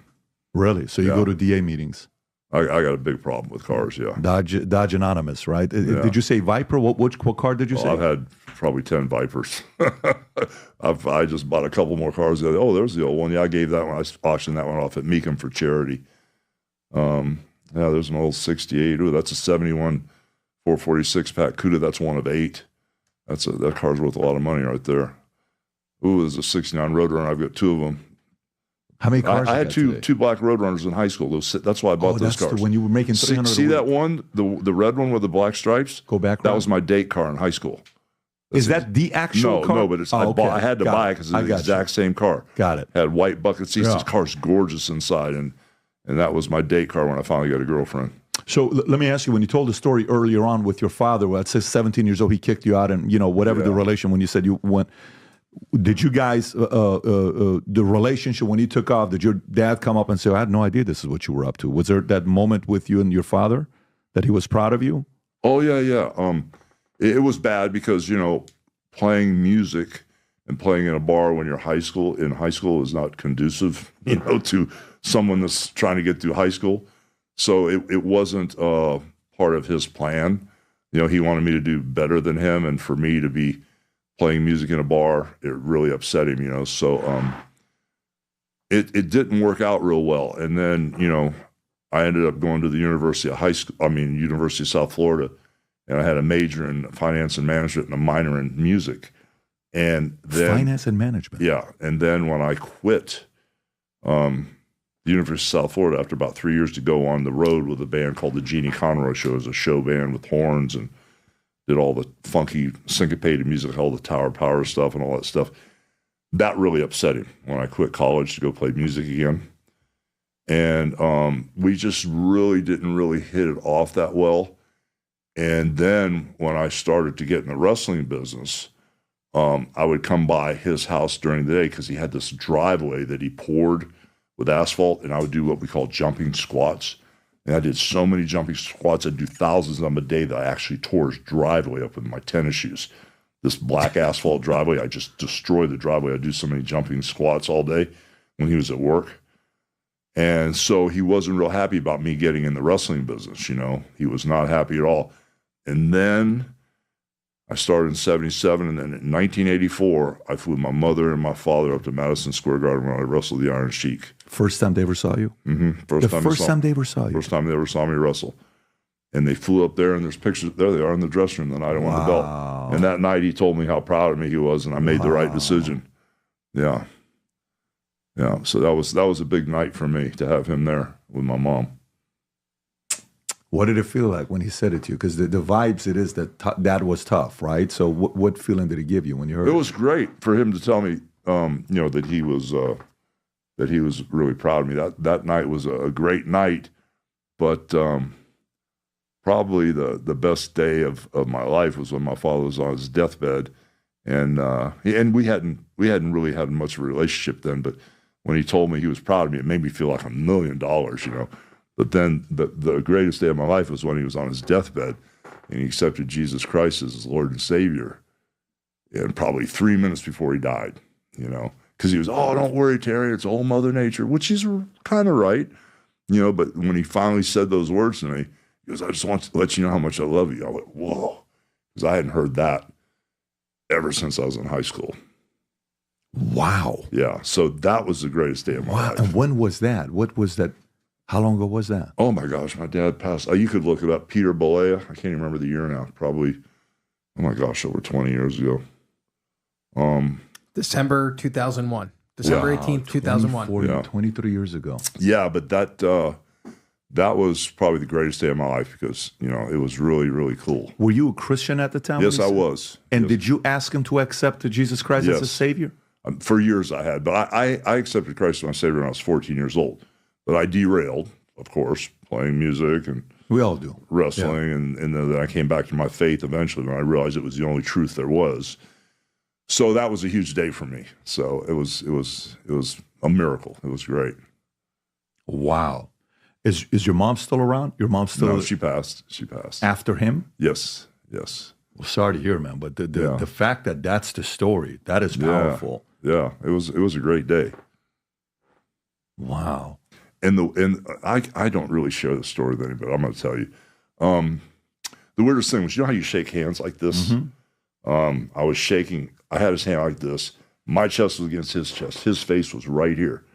And when he said, hey, I love you, Terry, I said, I love you too, Dad. And he went, oh. About 2 minutes later, he went, and when he took that breath, his face looked just like yours, tan, nice looking face. As soon as he took that breath and he breathed out, his face turned instantly gray when I looked at him. And all of a sudden I'm leaning and looking at his face and my chest on his chest. And I went, I jumped back. I felt something come out of his body. And when it hit me, I don't know if it went in me or through me, but there's something more than just this meat suit, brother. You could call it energy, you could call it spirit, you could call it your soul or whatever it is. I felt it push me back. My chest was against his chest, and when he took that last breath, it was about a second later. It was like I put my finger in an electrical socket. It knocked me backwards. And so at that moment, I realized that there's much more to this than just that meat suit you're walking around in. And it was a huge wake-up call for me. Was it a thing that it went from faith to being real? Like there's something there. Oh yeah. Conviction went to... It changed me, bam, on the spot, instantly. How did that influence you on the way you lived your life after December 18th of 2001, when that happened to you? It changed a lot of things. I started getting better and better and better. And it was a gradual change for me to get correct. I would deal with all these humanistic problems, and I would fight it, and I'd push, and I'd struggle and scratch and claw, and then I would surrender and go back to center. And then, if I had some really crazy problem, like with the IRS or with my wife or my kids, I'd try to deal with it instead of just lamenting on it and driving me crazy. I realized the sooner I'd surrender and let it go, and as soon as I'd bracket it and go back to center and all is well and he's in total control, then I was fine. So I got better and better and better. But that was kind of like the moment that made me really wake up and go, you know what? There's a lot more here than just this, and this show and you. And I mean, there's so much more to this than just this short little teeny run, like I would say. The short little run we have here is just a wisp compared to what, the real deal is. Yeah, that's interesting, because when you go through it at a time like this, especially with like your pops, and you hear the "I love you" and you haven't heard that, and I'm proud of you, and I'm accepting Jesus Christ. I mean, that's got to be a moment you go through that changes the way you view life. By the way, let me ask you this question. There's a lot of young guys that are getting into wrestling today. Logan Paul, you're seeing what he's doing, right? He's got all this stuff. Acrobatic. I can't believe how talented the guy is when you're seeing the stuff that he's doing. I'm sure you can write a book on fame, right? How do you, how do you break down fame? What do people not know about fame, that the good, the bad, the ugly part of fame and your relationship with it? Well, it's very fleeting. It only lasts, it's temporary. It's like everything else in this life. It's just temporary. And some people strive for fame, and, you're very disappointed sometimes when you get there because it's not what you think it is. I kind of like moved away from fame and started using the word greatness, because I want to be great at everything I do. We just, my new wife, Sky, who I love to death, that's a believer, she sometimes, not that she didn't understand me, but sometimes, like with homeless people, I see homeless people, I don't give them $20. I don't want to talk about the lady I was married to before, but sometimes if I had a wad of hundreds in my wallet, I'd take them out and just give them to them. It's just because I love seeing people do good, and we had a situation actually yesterday where her sister and her husband were, in a little weird situation. In the we got flooded, and they lost a car, and they only had another car that I would call a beater, and they both had, jobs and a kid, and they couldn't get around. So my wife was talking to me about, what should we do? They don't have money for a down payment. I said, just go buy them another car. Just go buy them another car. So Sky went out and did that yesterday. Her sister was so grateful. They didn't have money for a down payment, didn't know how they were going to do the financing. It just relieved so much stress. And I've said this so many times that I think, I don't even know if it's cool to say it, but if I was a billionaire right now, I could help millions of people, And so when I see how Trump helps people, it's really amazing. Like, I would like to grow up and be like him, So it's just really, it's very important to me, you know, that people understand who he is. By the way, did he invite you to go speak at the RNC or did you volunteer? I can't remember how it happened. My partner, Chad's up front. He could tell you. And so much stuff has happened. I don't know. But all I know is I didn't want to split my audience, you know, because as a businessman, you stay out of politics and religion. And I didn't want to split my audience. And I just remembered how affected I was when John Kennedy Jr. got killed. I'm not Johnny Kennedy Jr., John Kennedy. I was in 5th grade when he got assassinated, and I just remember how it affected me. And when they tried to kill Trump, someone that I knew personally, it affected me worse. And, you know, I sat up off the couch, and I said, that's it. This has to stop. You know, I don't want to split my audience as a businessman, but now I don't care. This is much more important than business. Wow. You know, this is a spiritual revolution now that this guy is coming out trying to help people. He wants to help millions of people. He wants to help America have God in our country, in our homes, in our schools. And I said, I can't handle it. So I don't know if I told Chad or they called. I don't know how it happened. I really can't remember. But all I know is the reason I did it was because there's no place in this world for stuff like this, you know. And I was acting like a man. I was at home going, well, you know, if China invades or this happens, they'll come to my door and I've got guns. And I was talking like a man, but I wasn't being one. You know, I didn't stand up like I should have. And so that Republican convention was my first time to actually stand up and be a man and not just talk like one, but actually be one. And so I felt so strong about it. That's why I did it, because there's no place. And then they tried to shoot him again a couple weeks later. This has to stop. You know, there's no place for anything like this in our society. So, I mean, it was like the reason I did it, and I didn't care, you know, what people thought at this point. I just knew it was wrong. And this is about what's right and what's wrong, and I can tell the difference. I know that much. You know, it's got a lot to do with common sense, and that is wrong. In the 80s, when you were saying like in 84, you go on Iron Sheik, and it was a former bodyguard to the Shah, and, you know, they're releasing the prisoners, the 52 prisoners that they kept for 444 days, and the day, minutes after Reagan gets elected, they release him, and Reagan gives credit to Carter. What comparisons do you, or maybe you didn't follow politics at that time, maybe you did, what comparisons do you see to today's times versus the 80s with Reagan? Or is it night and day? It's very different. Well, I was too young to really know what was going on back then, but I remember the country I grew up in, okay? And I grew up, you know, in a very poor area, which I did not even understand at the time, you know.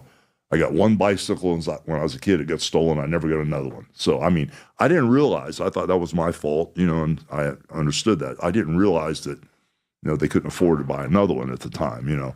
So I know that the country I grew up in, playing Little League baseball and, you know, doing high school sports and messing around, you know, playing football and stuff like that, and how safe things were, you know, where we didn't lock our doors, and I only had to be home when the street lights were on, you know, and sometimes I'd come home a little later than that and get away with it.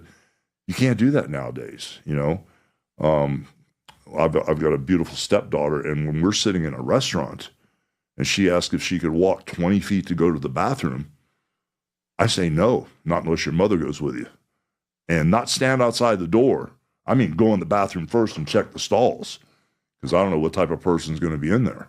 You know, it wasn't like that when I grew up, you know. So I think Trump is going to do his best. And I said it on other interviews before, not the way things used to be. Oh, Trump wants things the way they used to be. No, he doesn't. He wants things the way they should be, the way America should be right now, you know. And so that's what I'm praying for, you know, that we can get this country back on track where we can all be safe and financially lead a good life, where we don't have to grovel and choose between medicine or not feeding ourselves so that we can feed our kids. It shouldn't be that way. And not to go too far, because I don't know what I'm talking about, but when I see billions and billions of dollars going to foreign countries to protect these foreign countries and make sure their borders are secure, we need to take care of our people here, you know, that are homeless, and the veterans, and protect this country, you know. And so I'm just praying that we can get back on track. Have you always voted? No. No. First time I ever voted was for Trump. Seriously? Mm-hmm. Wait, Hawk, you've never voted? Mm-mm. First time I ever voted was for Trump. So it's not like you're a political guy, you used to be a Democrat, you voted for whoever, and you were a Republican, you voted for Reagan. You've never voted? No. Why didn't you vote all those years? I just didn't think we were in that bad of a shape. I didn't think it made a difference who was in, but in 2016, I saw what was going on back then, and I started noticing how things changed, and I saw the story of the news was coming out with, and then later on I'd find out what was really going on and did my research and stuff. And all of a sudden, with the internet and stuff, you can find out a lot of the truth. And there's a lot of misleading stuff on there too, but it just nothing added up for me. And knowing this man personally and knowing what he wanted and that whole theme, Make America Great Again, which I really think the theme should be Make America Greater than it's ever been, I just couldn't pass and sit by anymore. I had to vote. I thought it made a huge difference back then. I still believe that now. Wow. I was watching Danica Patrick yesterday. You know Danica Patrick, yes, the I was driver. watching her too. Yes. She said she also was the first time she voted for Trump. She's never voted before. Yeah. And that was her position as well. It's interesting to see folks who were not as active as honestly, I didn't follow a lot of the policies. And then she said she went to an event. I don't know what event she was talking about. And it could have been Amfest that she talked about that inspired her to say, I want to get involved. For you, when you're saying first time I voted for Trump, was that 16 or 20? 16. Oh, you voted 16. Yeah, when he won. Got it. And over the years, have you guys communicated? Have you guys been in touch? Oh, we've been back and forth. We've communicated back and forth, and I used to be the celebrity judge for Us magazine when the celebrities would have fights, like J-Lo would be mad at Madonna. I go, okay, J-Lo won because of this, and Madonna lost because of that. And then I always tag it with a funny, tongue-in-cheek little line. So there was one thing, I can't remember who it was. It was Trump and J-Lo or Trump and somebody. And I said, well, something, Trump, you won this because you're right. And I was being honest, he was right. But so-and-so, whether it's J-Lo or Madonna, I said, J-Lo has better hair. And I get this letter from him going, Terry, this and that and the other. You made fun of my hair, this, that, and the other. He was like serious, but it was kind of like a joke, a tongue-in-cheek joke. But he took it seriously. Yeah. About his hair. But he thought I was making fun of him. I really wasn't. It was just a little comedic relief there. Yeah, I mean, he's different. That's the one thing about him. He's very different than, the other day, have you ever had any interaction with Mark Cuban? No, I haven't. Yeah, no. The other day, a letter released that Trump wrote to Mark Cuban when Mark Cuban's show failed. I don't know if you've seen this letter or not. Have you seen what he says? No, this is Trump's letter. He writes him on October 18th, on my birthday, 04.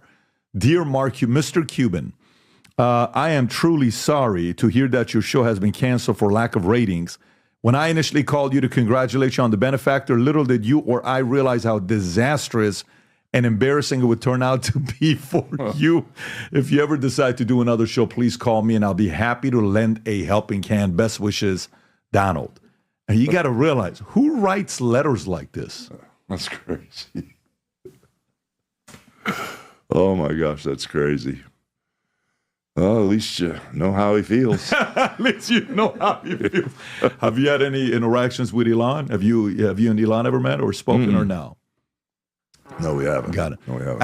At this phase of your life right now, are you planning on doing anything else with wrestling? Are you still involved? Are you actively involved? And if yes, in what capacity are you? Well, I guess last year and a half ago, I signed a 5-year deal. I saw that. With the WWE. And it's not a Legends deal. There's a lot more to it than that. But we've got a ton of projects, documentary stuff and movie stuff. And is a movie for you? Weren't you supposed... Wait, I thought I saw a movie that was supposed to come out with Chris Hemsworth Right. starring you, and the director was the director of a recent movie that just came out, Todd Joker, Phillips, I want to yeah. say, or Top Gun, right? That guy. Yeah. What happened with it? There was a Netflix deal or something that happened with it? They kind of like missed a beat in the contract, you know? So Netflix screwed up. Oh, yeah. There was a payment that wasn't placed at the right time. The script was amazing. Actually, Scott Silver, who wrote the script, did the Joker stuff, Wolf of Wall Street, a bunch of other movies. He said, this is the best thing I've ever written. And when I read it, I went, oh my God, this is really good. And at the time, I was in a space where I told him the positive stuff about wrestling and the negative stuff about wrestling. Spent about 3 years with this writer going back and forth. And when I read it, it was just very, very dark, if that would be the right word. But it was really probably what the public may want to see, you know. And I just, when I read it, I went, oh my gosh, if this thing comes out, you know, there was talk that, you know, Chris Hemsworth had never played a real person before, and he could probably win an Oscar. This thing's so powerful, very powerful. And I said, oh, that's great. Everybody's going to do really great, but then I'm going to be left here, cheese stands alone. And that might be the last thing people remember me for. So I just was moving forward at the time. And when they, business-wise, missed a date, there was an option for me to pull out, and I did. Oh, so you didn't want it to happen? I pulled out, yeah. Oh, so if you do it, you won't do it with that same script because it's too dark. Well, no, I would do it with the same script. But then there's also a documentary to a check and balance system. There's also a 4-hour block of TV like the OJ stuff to tell the real story, a check and balance system. This had no check and balance system. But what it did do was it took me right up to the time I turned bad guy.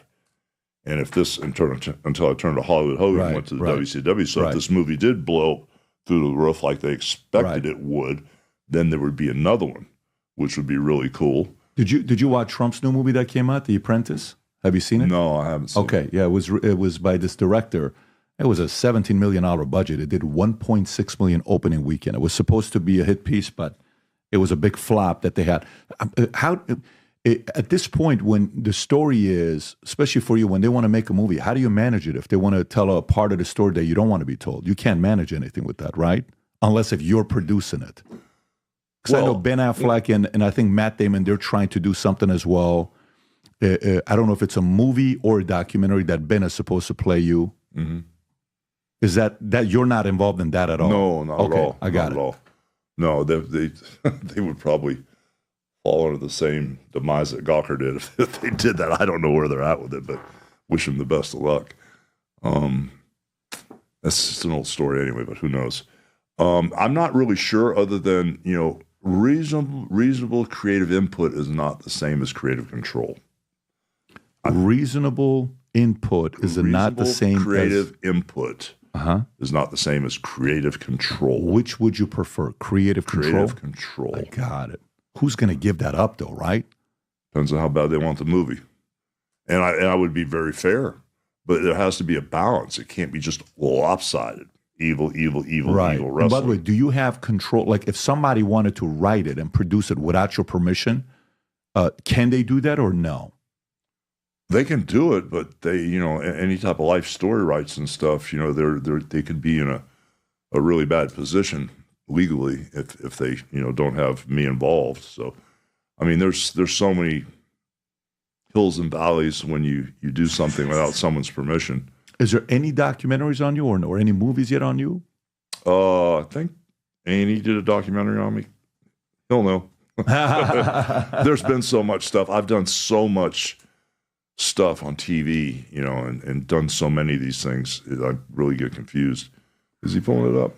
The Trials of Free Press? What is that? I don't think this is about Hulk per se. I think this is more about the Gawker lawsuit. Oh, yeah. No, what I'm asking about, I'm asking about like an actual, like, you know, like the Vince McMahon documentary or The Last Dance with Michael Jordan or The Captain with Derek Jeter. Has something like that been done on you or not yet? No, I have to start actually this month, November, sitting down with writers for a documentary that they're doing like they did with Vince. I think that would blow up. No, we're gonna find out. Oh, well, listen, I mean, I don't know if you're seeing how this thing is performing. Normally I'll know if a doc or show or something is doing well, is when, you know how when you got 20, 30, 40 people tell you, go watch this, go read this, go see this. And then when influencers are texting you, you have to watch, it's like, okay, there's something going on with this. This documentary that they did on Vince was very unique. Yeah. I thought it was phenomenal. It gave you the perspective of realizing nobody walks on water, the POV and the vision of a visionary, how they look at the world in a different way, getting all of you guys in there to tell your own stories. Like, I had a great experience. I had this, I had that. Even the scene with Bret Hart saying, when the cops called me that I trusted him, and they said, Bret, I know you don't want to hear this, and you want to think that he was involved. He was not involved. This was not intentional. This was a mistake. Like, these are all moments that... What part was that? Part where Bret Hart said when Owen fell and the strap didn't protect him and he died, he says, Vince did this. He would do something like this. And in the documentary, a cop or one of the guys calls him and says, Bret, I know you don't want to hear this, but Vince had nothing to do with it. This was a pure accident. It was done so well. So if somebody does the doc on you and they do it well, you need controversy. If it's a boring story, you don't have controversy, no one's going to see it. And you got plenty, you can go back and, like you said, the 2 runs, there's plenty of stories. That will make for one hell of a documentary. Yeah, I agree. Yeah, so I can't wait to watch. By the way, tell us about this beer before we wrap up. Beer, oh my gosh, it all started out with a crazy little idea. My partner and I, Chad, were at a little convention, and I had a crazy line, wanting to take pictures and get autographs. And when I'm on my own and I'm not being hustled, I really like to spend time with people. Like if I'm working for another company or something like that, sometimes you like to rush people through. But for me, I like to sit down and shake people's hands, look at them in the eye. And it's kind of weird being around wrestling for 40 years and wrestling that long. Everybody has a Hulk Hogan story. And they're really good, and sometimes they're hard to listen to. But some people, I was their favorite wrestler. Some people grew up without a father. Or some people were addicted to drugs, and still they started following the character. When they saw me get baptized, it changed their life. So I get all these crazy stories, so I love to hear them. And as I was shaking people's hands and I, want to hear what they have to say, I read their name tag. And one gentleman had Pabst Blue Ribbon, Vice President. I went, oh my gosh, that's the beer my dad used to drink. I totally forgot about it. My dad drank that beer. And so the gentleman said, well, have you ever entertained doing something in the beer space? I went, you know what? I'm always looking for those Wild Wild West deals. And now that I've been watching Bud Light and how they crashed and burned, and they didn't understand their audience, their marketing plan fell apart, I see this crazy open lane. And it's for beer that's middle America, country western, NASCAR, wrestling, mom, apple pie, baseball, it's all the above. And I really think I have an idea because, I realize sometimes the neighbors don't talk to each other and the Democrats and Republicans don't talk. And I said, we're so much more alike than we are different that if we had a beer and we could just have a conversation like in the dressing room, instead of going out and getting beat up in the ring all the time, sometimes I sit down with my opponent, I say, hey, let's have a beer and talk about it. Even if you don't like me, we got to go work together. And so I said, maybe we could have a beer that would bring America back together. So I said, I've got an idea for Hulk Hogan's Real American Beer, and we can bring America back together one beer at a time. And when I said that to the gentleman, his eyes lit up. Oh, my gosh. And my partner Chad and I got approached by several different people in the industry, and we finally decided to do it on our own. And this thing just took off like crazy all of a sudden. It's kind of like jumping on another lightning bolt, like a Hulkmania lightning bolt. But everywhere we go, I'm just glad we're kind of like not doing it on the weekends, because we're going to all over the country, like during the week, and even when kids are in school and people are working, and the lines are crazy at the Walmarts and Targets and Kroger's and everywhere. I can only imagine. Yeah, and the beer is just doing really great. So that's where the idea came from. And so now we're out to prove a point, and we're going to try to make it America's #1 beer. And so this can be found where? Folks can order this, or where can they find it? Well, we're in 16 or 17 different states now, and we're going to cover all 50 states. But it's usually the big stores. So you're all over Florida there. I mean, not including the map nationwide. So you guys are everywhere now. Yeah. I mean, we're actually going to Michigan again tomorrow, and we've been everywhere from Ohio to Missouri. Yeah, we're all over the place. So we're doing really well. We've only been pushing for about 3.5, 4 months, and we're way ahead of a lot of other people that have been around for a long time. I love the logo. Yeah. I love the logo. That guy in the middle, zoom in a little, Rod, to show the logo right, or you can't go any closer. That's a sick logo right there. Yeah, that was a logo from, oh my gosh, one of the WrestleManias, 4 or 5. And Nick Khan and Triple H, they granted me the rights to use that logo, you know, and because I didn't want to go ahead and design a new one, redraw or do something different. People were real familiar with that one, so they gifted it to me, and it was really, really cool that they did that. Well, sir, I got to tell you, Hawk, I mean, I don't, you know, for me, learning the stories, the family, you know, being vulnerable with your pops, your father. My dad's 82 years old, still with me. Thank God. And grateful every day, both my mom and my dad. So when I hear the stories, everybody's got their own unique stories. For you to go to where you were at and then sitting down here with you, how likable you are, just spending that 90-minute conversation. I wish we had 4 hours together for us to spend more time together. But I appreciate you for coming out, and we're going to put the link below to the website, Rob, if you can, for Real American Beer. Oh, thank you. And you can go find it everywhere, whatever locations there are, and support this man because you're loved. You're loved by millions around the world. Everybody and anybody I talk to in my community, friends, family, anybody. I don't know anybody that doesn't like you. There's certain people that are liked. There's certain people that are loved. You're absolutely in the loved community, from financial industry, private equity guys, business guys, you know, finance guys. Everybody has a Hulk Hogan story. So I appreciate you for coming out and giving me this 90 minutes. It was fantastic. Thank you, my brother. I appreciate it. Thank you. I enjoyed it. Thank you, sir. Thank you very much. Thank you. This was great. You're going to think I'm crazy when I tell you this, but the last 13 and a half years, I've been working on my first fiction book to write, ever. Fiction book to write. And while I finished this book a year ago, I got the strangest phone call about one of the characters in the book where the guy wanted to meet with me, and he read the book. And afterwards was like, wait a minute, am I the villain in the book? This is a story about a character named Asher, who is half Armenian, half Assyrian, whose father was involved in the Iranian Revolution, linked to Savak, working with the Shah, that they escape, and he gets recruited to a secret society. When you go to the secret society, it's been around for a couple thousand years. They've developed some of the craziest leaders of all time, and they test you. There's unique tests that they have at the society where they test to see your emotional mental toughness. One of the tests that they have is very rigorous. It's purely mental. Of course, there's a physical one, but one is mental and emotional. If you're Armenian, if you're Syrian, if you're Persian, this is a book you're going to be reading and saying, holy moly, this is the kind of stuff you talk about in here? Yes. If you're somebody that's fascinated by history,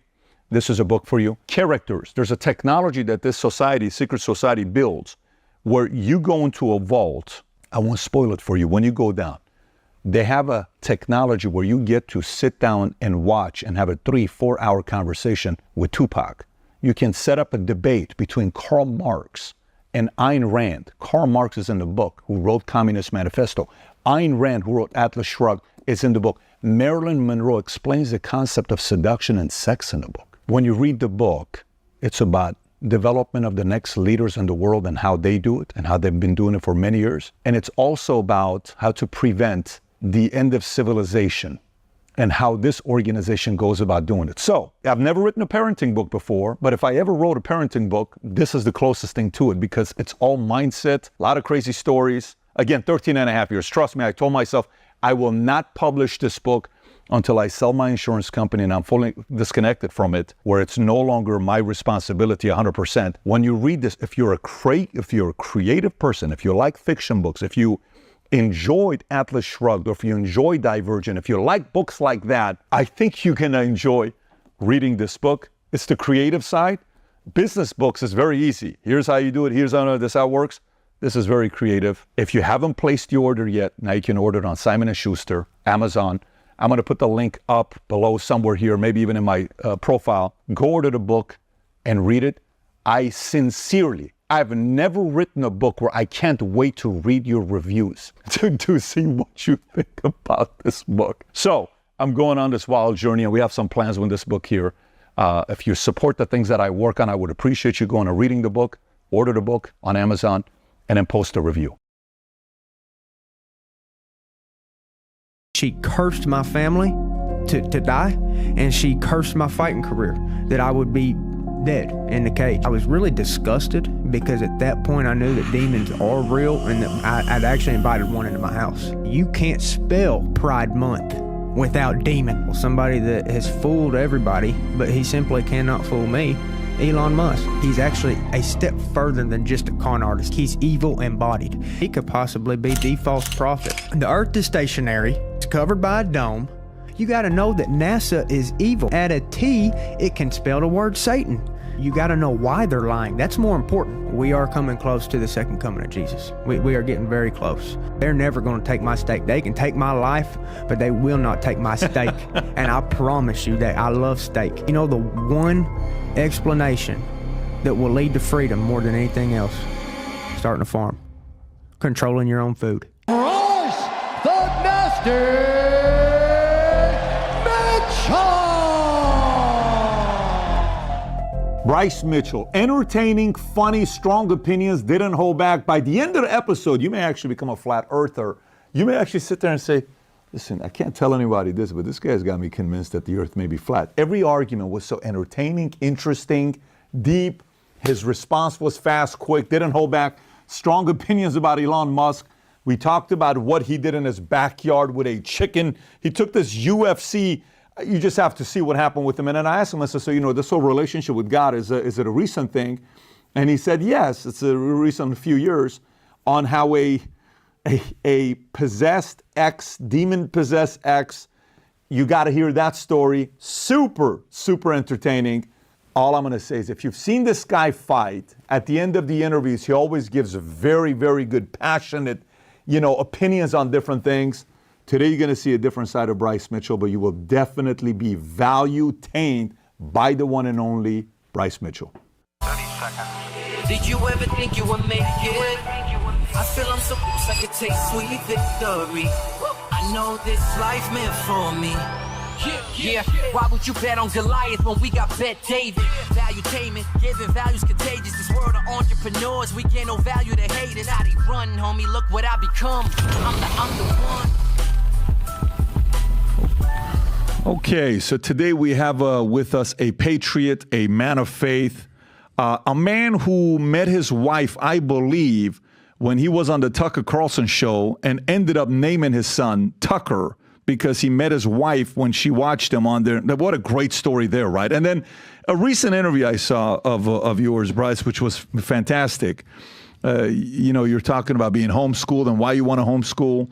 And you said you wanted to homeschool your son because you did not want him to be a communist, to worship Satan, or to be gay, right? And by the way, these types of comments, flat earth, all these things go. Some of it, you're very, very entertaining. You have a lot of great ideas. I've seen you do a post-fight, interviews where you're calling out Ukraine, and you said, if you come to Arkansas, I'll show that clip here in a minute for the audience to see.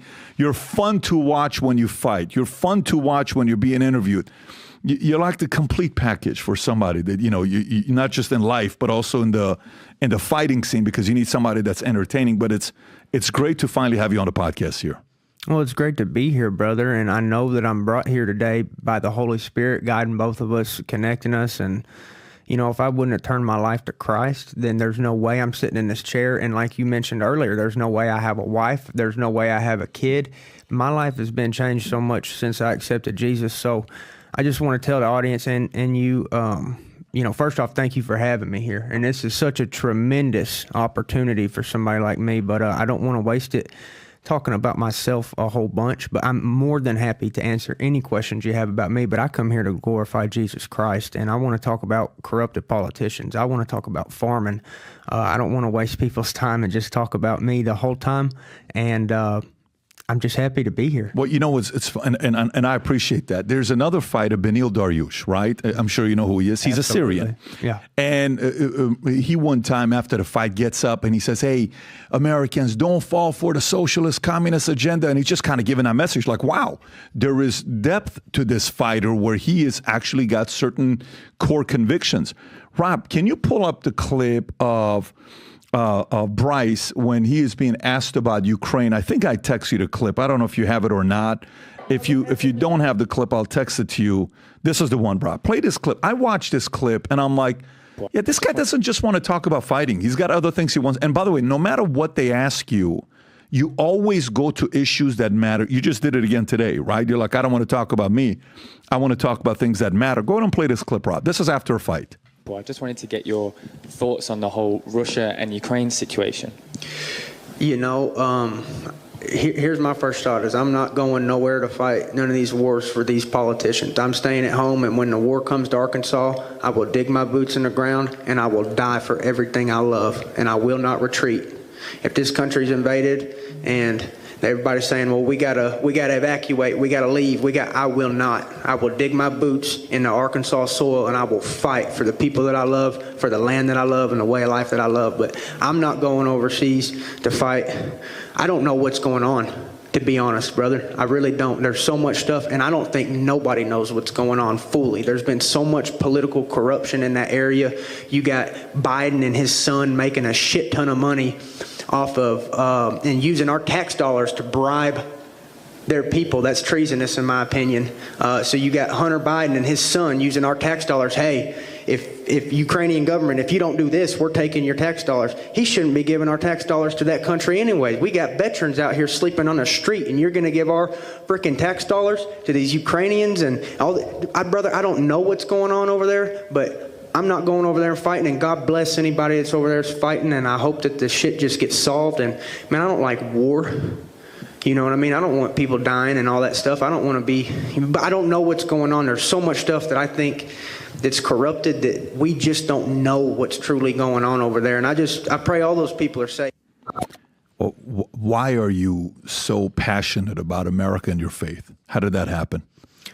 Well, I came to Jesus Christ pretty instantaneously, and since then I've just had a passion for truth and knowledge, and I'm just not scared to say what I think.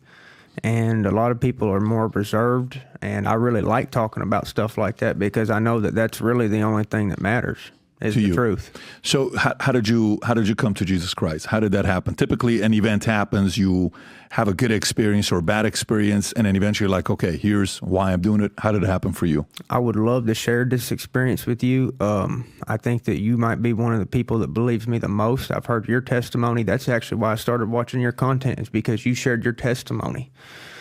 But I think that we're in the same category of we had supernatural testimonies. And your testimony is 100% supernatural. Your mom calls right after you prayed to Jesus Christ. Yep. Supernatural. Yep. There's not a scientific explanation. You know it. Biggest fear in my body when that happens. I'm like, somebody's actually listening. You know it. Yep. I know it. I believe every word you said. And there's going to be people out there that don't believe it. I don't care. I'm going to tell you what happened to me. I don't care if you call me the brain damage MMA fighter. I am, but I can still tell you my testimony. Okay. I am a stupid hillbilly, but I can tell you what I seen. I seen a demon cast it out in the name of Jesus Christ, and nothing short of that. That is the whole truth and nothing but the truth. I was going out with the chick for a little bit over a year. We break up and then get back together, break up, get back together, and she was just real wicked and real evil. But one day she was extremely evil. She come over, she started killing my tomato plants, and it was actually she was coming over to get her stuff, and she said, I wasn't even going to let her in. I had all of her stuff packed up as her clothes and just junk, you know, so I had it all bagged up, and I said, look, I'm going to hand you all your stuff over the gate, and you just sit in your car, and I'm going to hand it to you. This was going to be our last encounter ever. So the demon kind of knew this. And before this experience, remember, I'm an atheist. I'm convinced we come from monkeys because the public education destroyed me. It led me in such an awful direction. I believe we come from monkeys. I believe there's no God, there's no demons, there's no nothing. You know, we just die and that's it. You know, this life is all about finding pleasure. You know, that's what I thought. So I said, okay, I'm going to hand you your stuff and you leave. She said, well, just let me come in and get my stuff. So I let her in the gate. As, you know, she talked me into it. And I said, okay, well, you can come pick up your stuff and load it in your carpet and you got to leave. Well, as soon as she gets in the gate, all hell broke loose. And I mean, quite literally, she just started killing my plants. She started 17 tomato plants. She just started boom, boom, boom, just smashing them. How old are you at this time? Probably about 22. Okay. Maybe even older than that. I can't remember. I've been hit quite a few times, but it feels like yesterday. Okay, I remember it very clearly. And then and then I told her, just chill out. You need to just go away and just calm down, you know. And so she goes into the garage, and then I hear glass breaking, and I'm like, oh shit. what's going on in there. So I go into the garage and she's breaking glass, and I said, what are you doing? And then the first thing that was weird to me is she said, we didn't do anything. And I was thinking, wait a second, did I hear her just say we? Like she's referring to herself as we. And I thought that was weird, but I thought maybe I misheard her. And so then I'm just kind of like thinking about that, and I'm saying, look, you really need to leave. But then she starts speaking in tongues to a wall.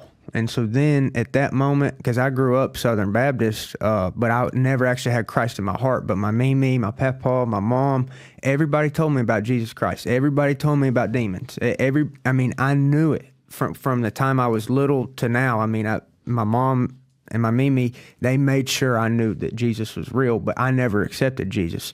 But when I seen her speaking in tongues, not even looking at me, just looking at a wall, that's when I knew, and I could actually feel the presence of a demon, and it felt like just so much fear hit me at once that I was just like, I was really disgusted, because at that point I knew that demons are real, and that I'd actually invited one into my house.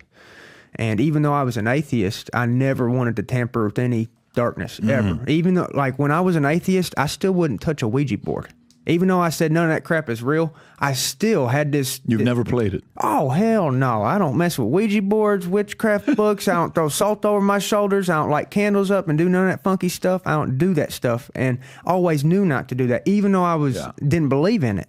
I knew, but right when I knew that that's a demon and that all this stuff is real, just a ton of fear hit me.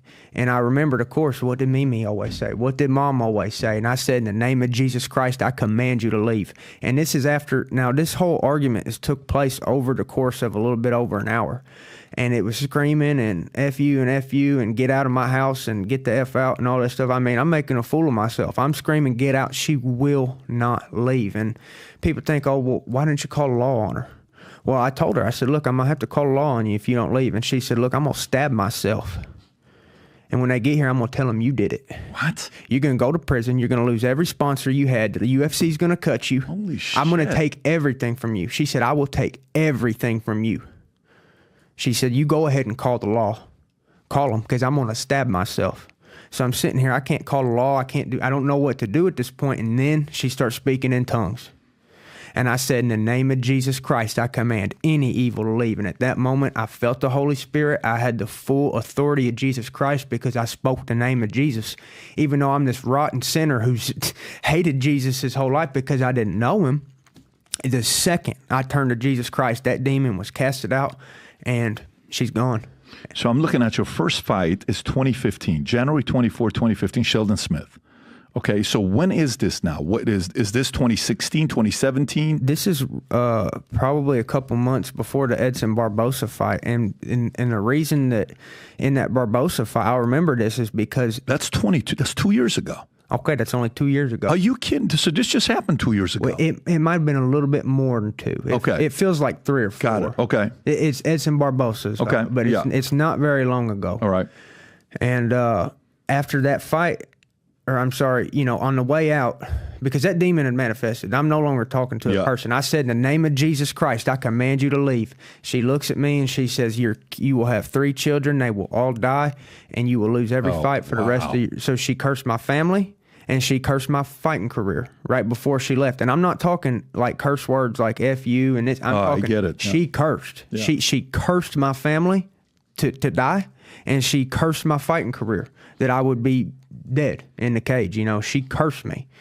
And I said, in the name of Jesus Christ, you'll do nothing. Because at that point, that second, I became a Christian, because I seen what that name of Jesus Christ, if you just simply speak the name of Jesus, it will cast out demons. And I'm not telling you because I think it. I'm telling you I know it because I've lived it. I've seen it. And people don't believe me because I'm a dumb hillbilly. But I'm telling you, this is what happened. It's a 100%. There's not any other % chance that anything other than the name of Jesus got that woman out of my life. And from then on, that's why I care so much about Jesus Christ, because he saved my life.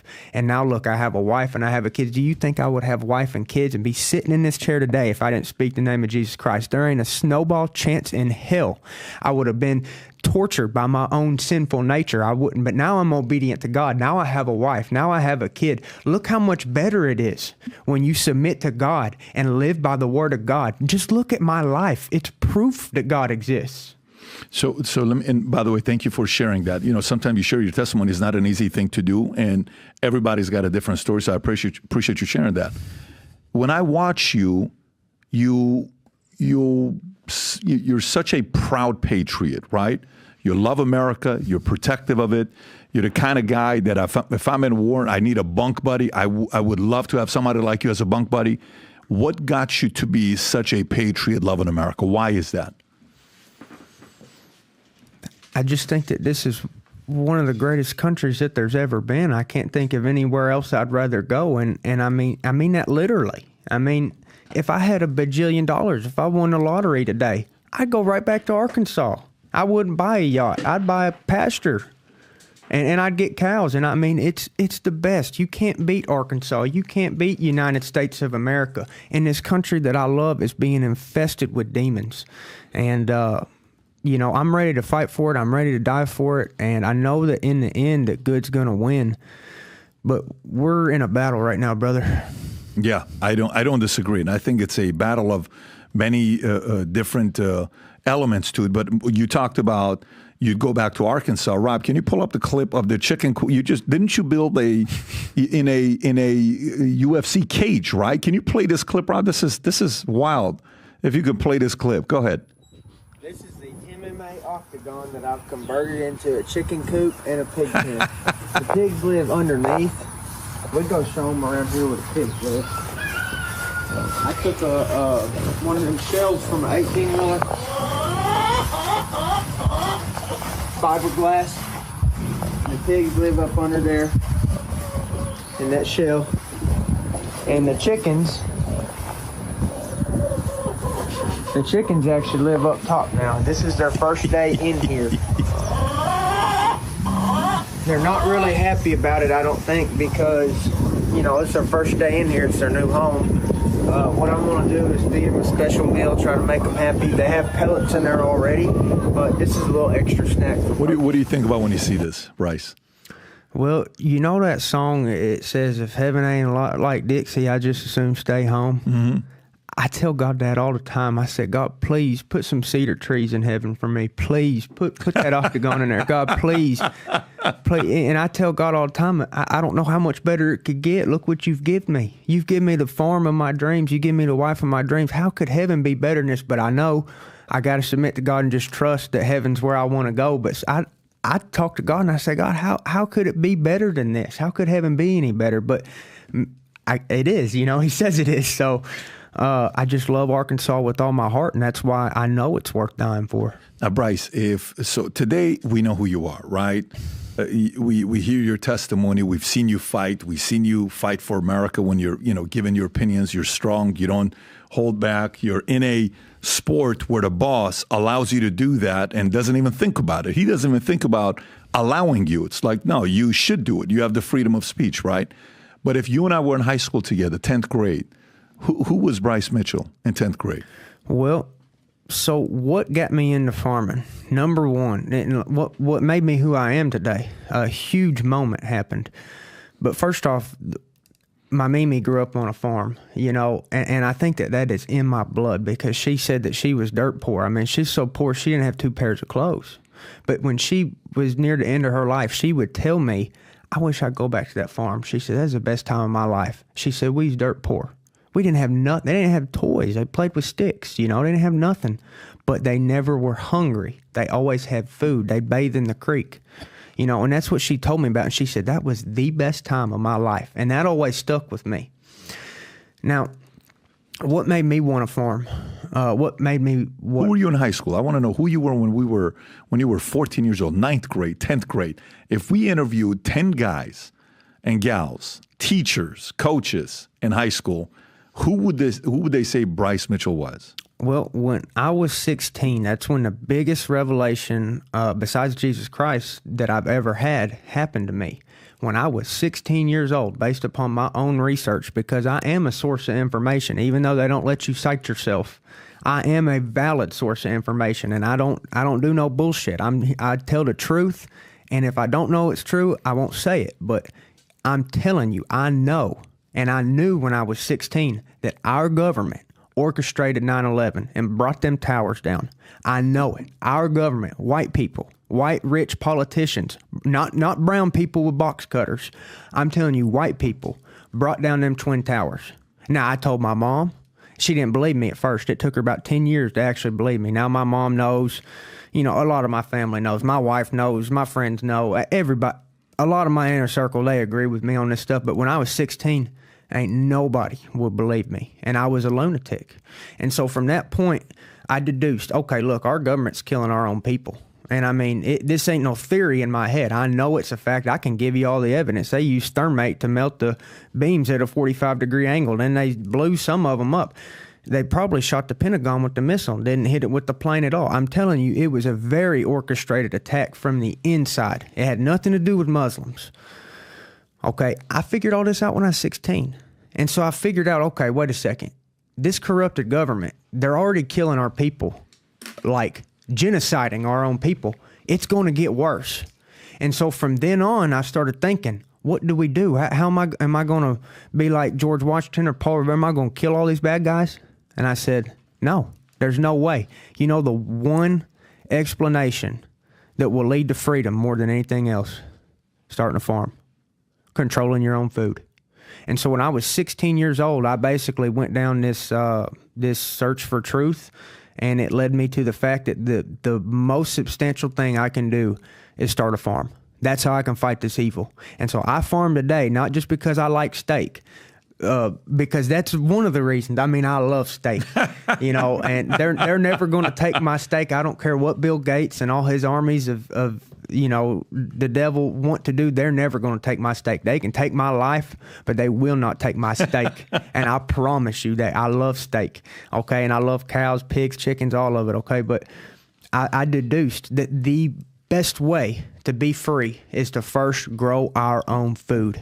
And that's why I do it. What do you have on your farm right now? Yeah, chickens, pigs, cattle. I'm working on a milk cow. That's coming by the end of the year. It's coming, brother. I grow watermelons. I'm like really, I'm naturally good at growing watermelons. I mean, I think all crops are great. But what's the art to growing watermelons? Do you have a secret sauce? No, sir. Just love and care. And, you know, I've had a lot of people in my neighborhood that it's hard for them to grow their melons. And I mean, I always have an excess. I mean, I have so many melons, I can't eat them all. I'll show you a picture. I'm not kidding you. More my phone's in my bag out there. But you, yeah. I mean, I can show you a picture of me with 50 watermelons piled up. And it's like, I can't eat them all. I've given them out to my neighbors. I give them to the chickens. I give them to the cows. I literally can't eat all of the melons I can grow. But I think maybe the Holy Spirit blesses me a little bit. But, you know, I get in, cool. I care about the melons. I get in there, I pick the weeds by hand, I water them every night. Is that your favorite? Watermelons are your favorite? Or? Yes, sir. Yeah, you and I both. Because I can have watermelons nonstop. Yep. Matter of fact, every day I eat watermelon with cheese. As a Middle Eastern, we grew up, we would, goat cheese, you mix it together. And I used to do when I was 5-6 years old with my grandfather in Bandar Pahlavi. Bandar means port. Pahlavi is the name of the city. It's northern Iran. We used to sit there and we used to eat, watermelon with cheese, which was my thing. So you're a watermelon guy, farm. That's how you got into it. So when I asked you about 16 years old, you went straight to 9/11. Is that because that was you? You were like, I'm telling you, they're doing something there. You don't. So you lacked trust in the government since you were that young. 16. That was the year that. What caused that? I deduced that 9/11 was an inside job. How did that happen? Based upon evidence. There's too much evidence to suggest that our politicians did it. They made too much money. There's too many clues. I mean, there's so much evidence. It'd take me days to sit here and tell you all of it. But I know, and I don't think I know based on my own research, that 19 guys with box cutters did not do that. Okay, so when you say you think America is one of the greatest countries in the world, right? Based on what? What do you love about America? And also at the same time, some people will say, well, America's got a history. We've done a lot of things as well. We got, our own set of skeletons we have in a closet that we've done stuff. what part of America is the America you love? What part of America is like, that's not the America I love? How do you decipher between the two? Well, the freedom. I mean, that's the simplest answer that I can give you. There's not another place where you can have guns and the Bible. I mean, where else can you have a Bible and have a nice rifle with it? You can't. I mean, in China, they'll cut your head off in some of these parts for having a Bible. You know, they're trying to rewrite the Bible over there in China. In these other countries where you can hold a Bible, you can practice religion, you sure as hell can't do it with a rifle in your hand. America is the home of the free and the brave. I'm telling you, there's not another place like it. And then, of course, you just look at the land, you know.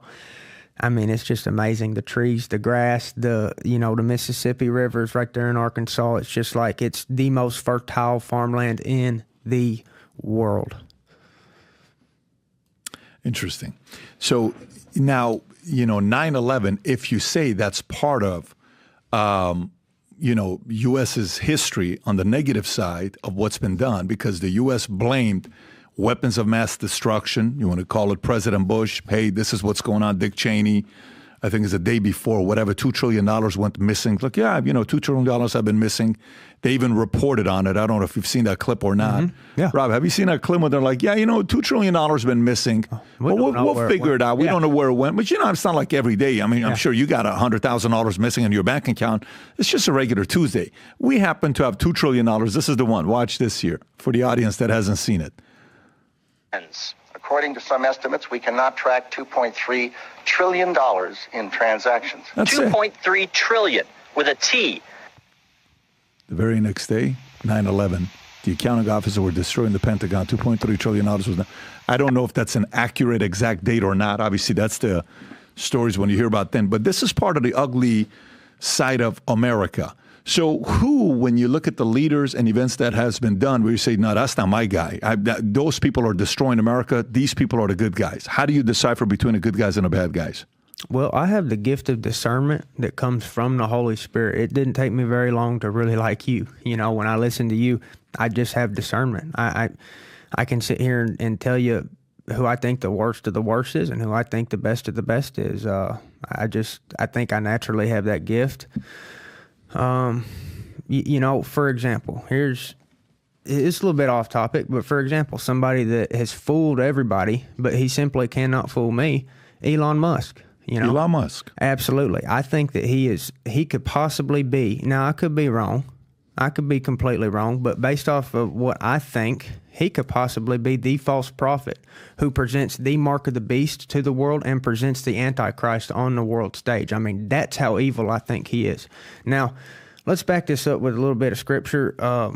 We can rest assured that Revelation has started. Okay, and I want to cite the part in Revelation where it says the Euphrates River will run dry. Now, the Euphrates River is going to run dry so that the army of 200 million comes from the east. Okay, they're going to march across that dry river and go to destroy Israel. Okay, this is all unfolded in the book of Revelation. Now, that was wrote some 2,000 years ago.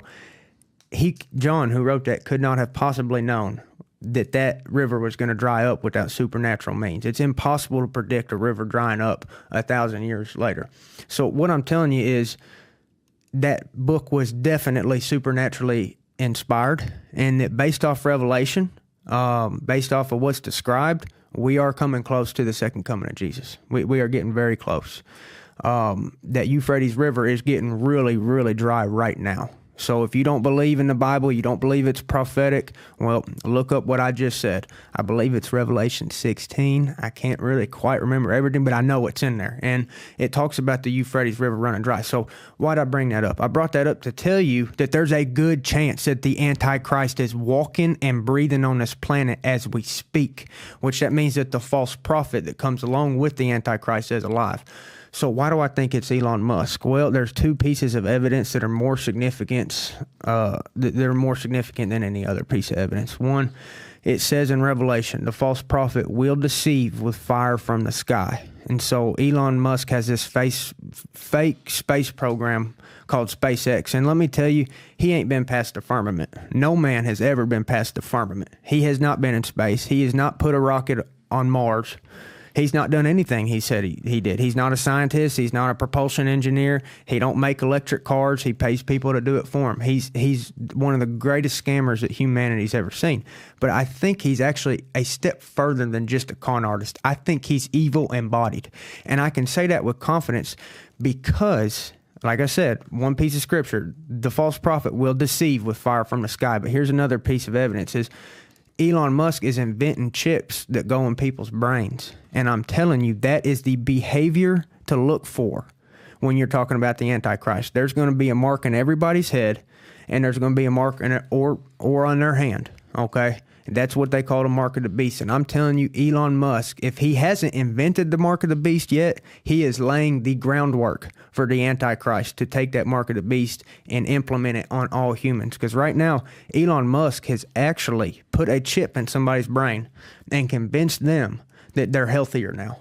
And I'm telling you, that's beyond a con artist. That is evil embodied. To lie to somebody to the degree that you can tell them, hey, put this chip in your brain and I'll help you. And he's going to convince millions of people to put that chip in their brain. And I'm telling you right now, he sounds like the false prophet, and the false prophet is going to present the Antichrist. So let me ask you a couple questions. Yes, sir. So, you know, if Musk doesn't buy Twitter, October of 2022, I don't know the exact time when he bought it. Anyways, if Elon Musk doesn't buy Twitter, right? And he decides to just focus on SpaceX, which is now October of 2022. Yeah. So which is now a $210 billion company. You can pull up SpaceX market cap. I think it's a $210 billion company. He continues with Tesla, which he took from, a $59 billion company to $650 billion plus trillion valuation, gets his $55 billion payout, give or take, whatever the number is. He could have continued doing that. He could have continued doing those things. But if he doesn't buy Twitter and you say something like this that you just said right now, this wouldn't stay. Any of the stuff that you said, these interviews wouldn't stay on Twitter. They would ban you. They would silence you. You would be suspended from Twitter, right? But you're out there being able to say this stuff about him, right? So if he's the Antichrist, why would he be okay with the false prophet? The false, because Antichrist is walking. Yeah, he's on earth, but the false prophet. If he's a false prophet, why would he allow so many people to say what they say about him? Why would he give him that permission? Here's the thing. In the Great Depression, did you know that the government handed out soup to people? Now, does that mean that the government cares about you? Does that mean that the government's going to help you because they handed out soup? No, the government caused the Great Depression, and then they offer you a measly bowl of soup. Does that mean that the government is who you trust because they're the ones handing out soup? No, he might have given you a little bit of freedom on Twitter. He's going to take everything from you. You put that chip in your brain and you watch. And I'll tell you right now, he is evil embodied. Nobody wants to put a chip in somebody else's brain unless if they are evil and sadistic. And I'll say it right to his face. I'm not scared of him, and I die right now. I don't care. There's nothing he can do to scare me. And I'm not scared to tell people what I believe because I'm telling you, if you get that chip in your brain from Elon Musk, you've been fooled. The chip is the one that makes you uncomfortable. When you type in Neuralink and Greek beta gematria, you get the numerical value of 666. Can you type that in? Now, gematria, apparently, I don't know a bunch of stuff. I'm not that well versed in my history, but gematria is when they give words or letters a numerical value.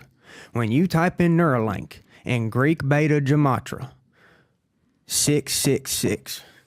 That's why I believe it. Okay, so where did you read that? Did you read that online or? I typed it in myself. I went to a Greek beta gematria calculator and I typed in the word Neuralink. And its numerical value in Greek beta gematria is 666. So, I could be wrong, but either way, he's still evil. He's still a liar. I mean, just like, for example, we're talking about his cars. Let's talk about his cars. You take one of them cyber trucks, it can't pull two of my trucks from state to state. Dude, I'll take a 7.3 IDI back from 91. And I'll load up 2 or 3 cyber trucks and I'll pull them all the way across the country. His trucks can't do that. That was back in 91 they were making diesel engines that could do that. His truck ain't nothing. He can't even make a real truck for men. That cyber truck is a piece of garbage.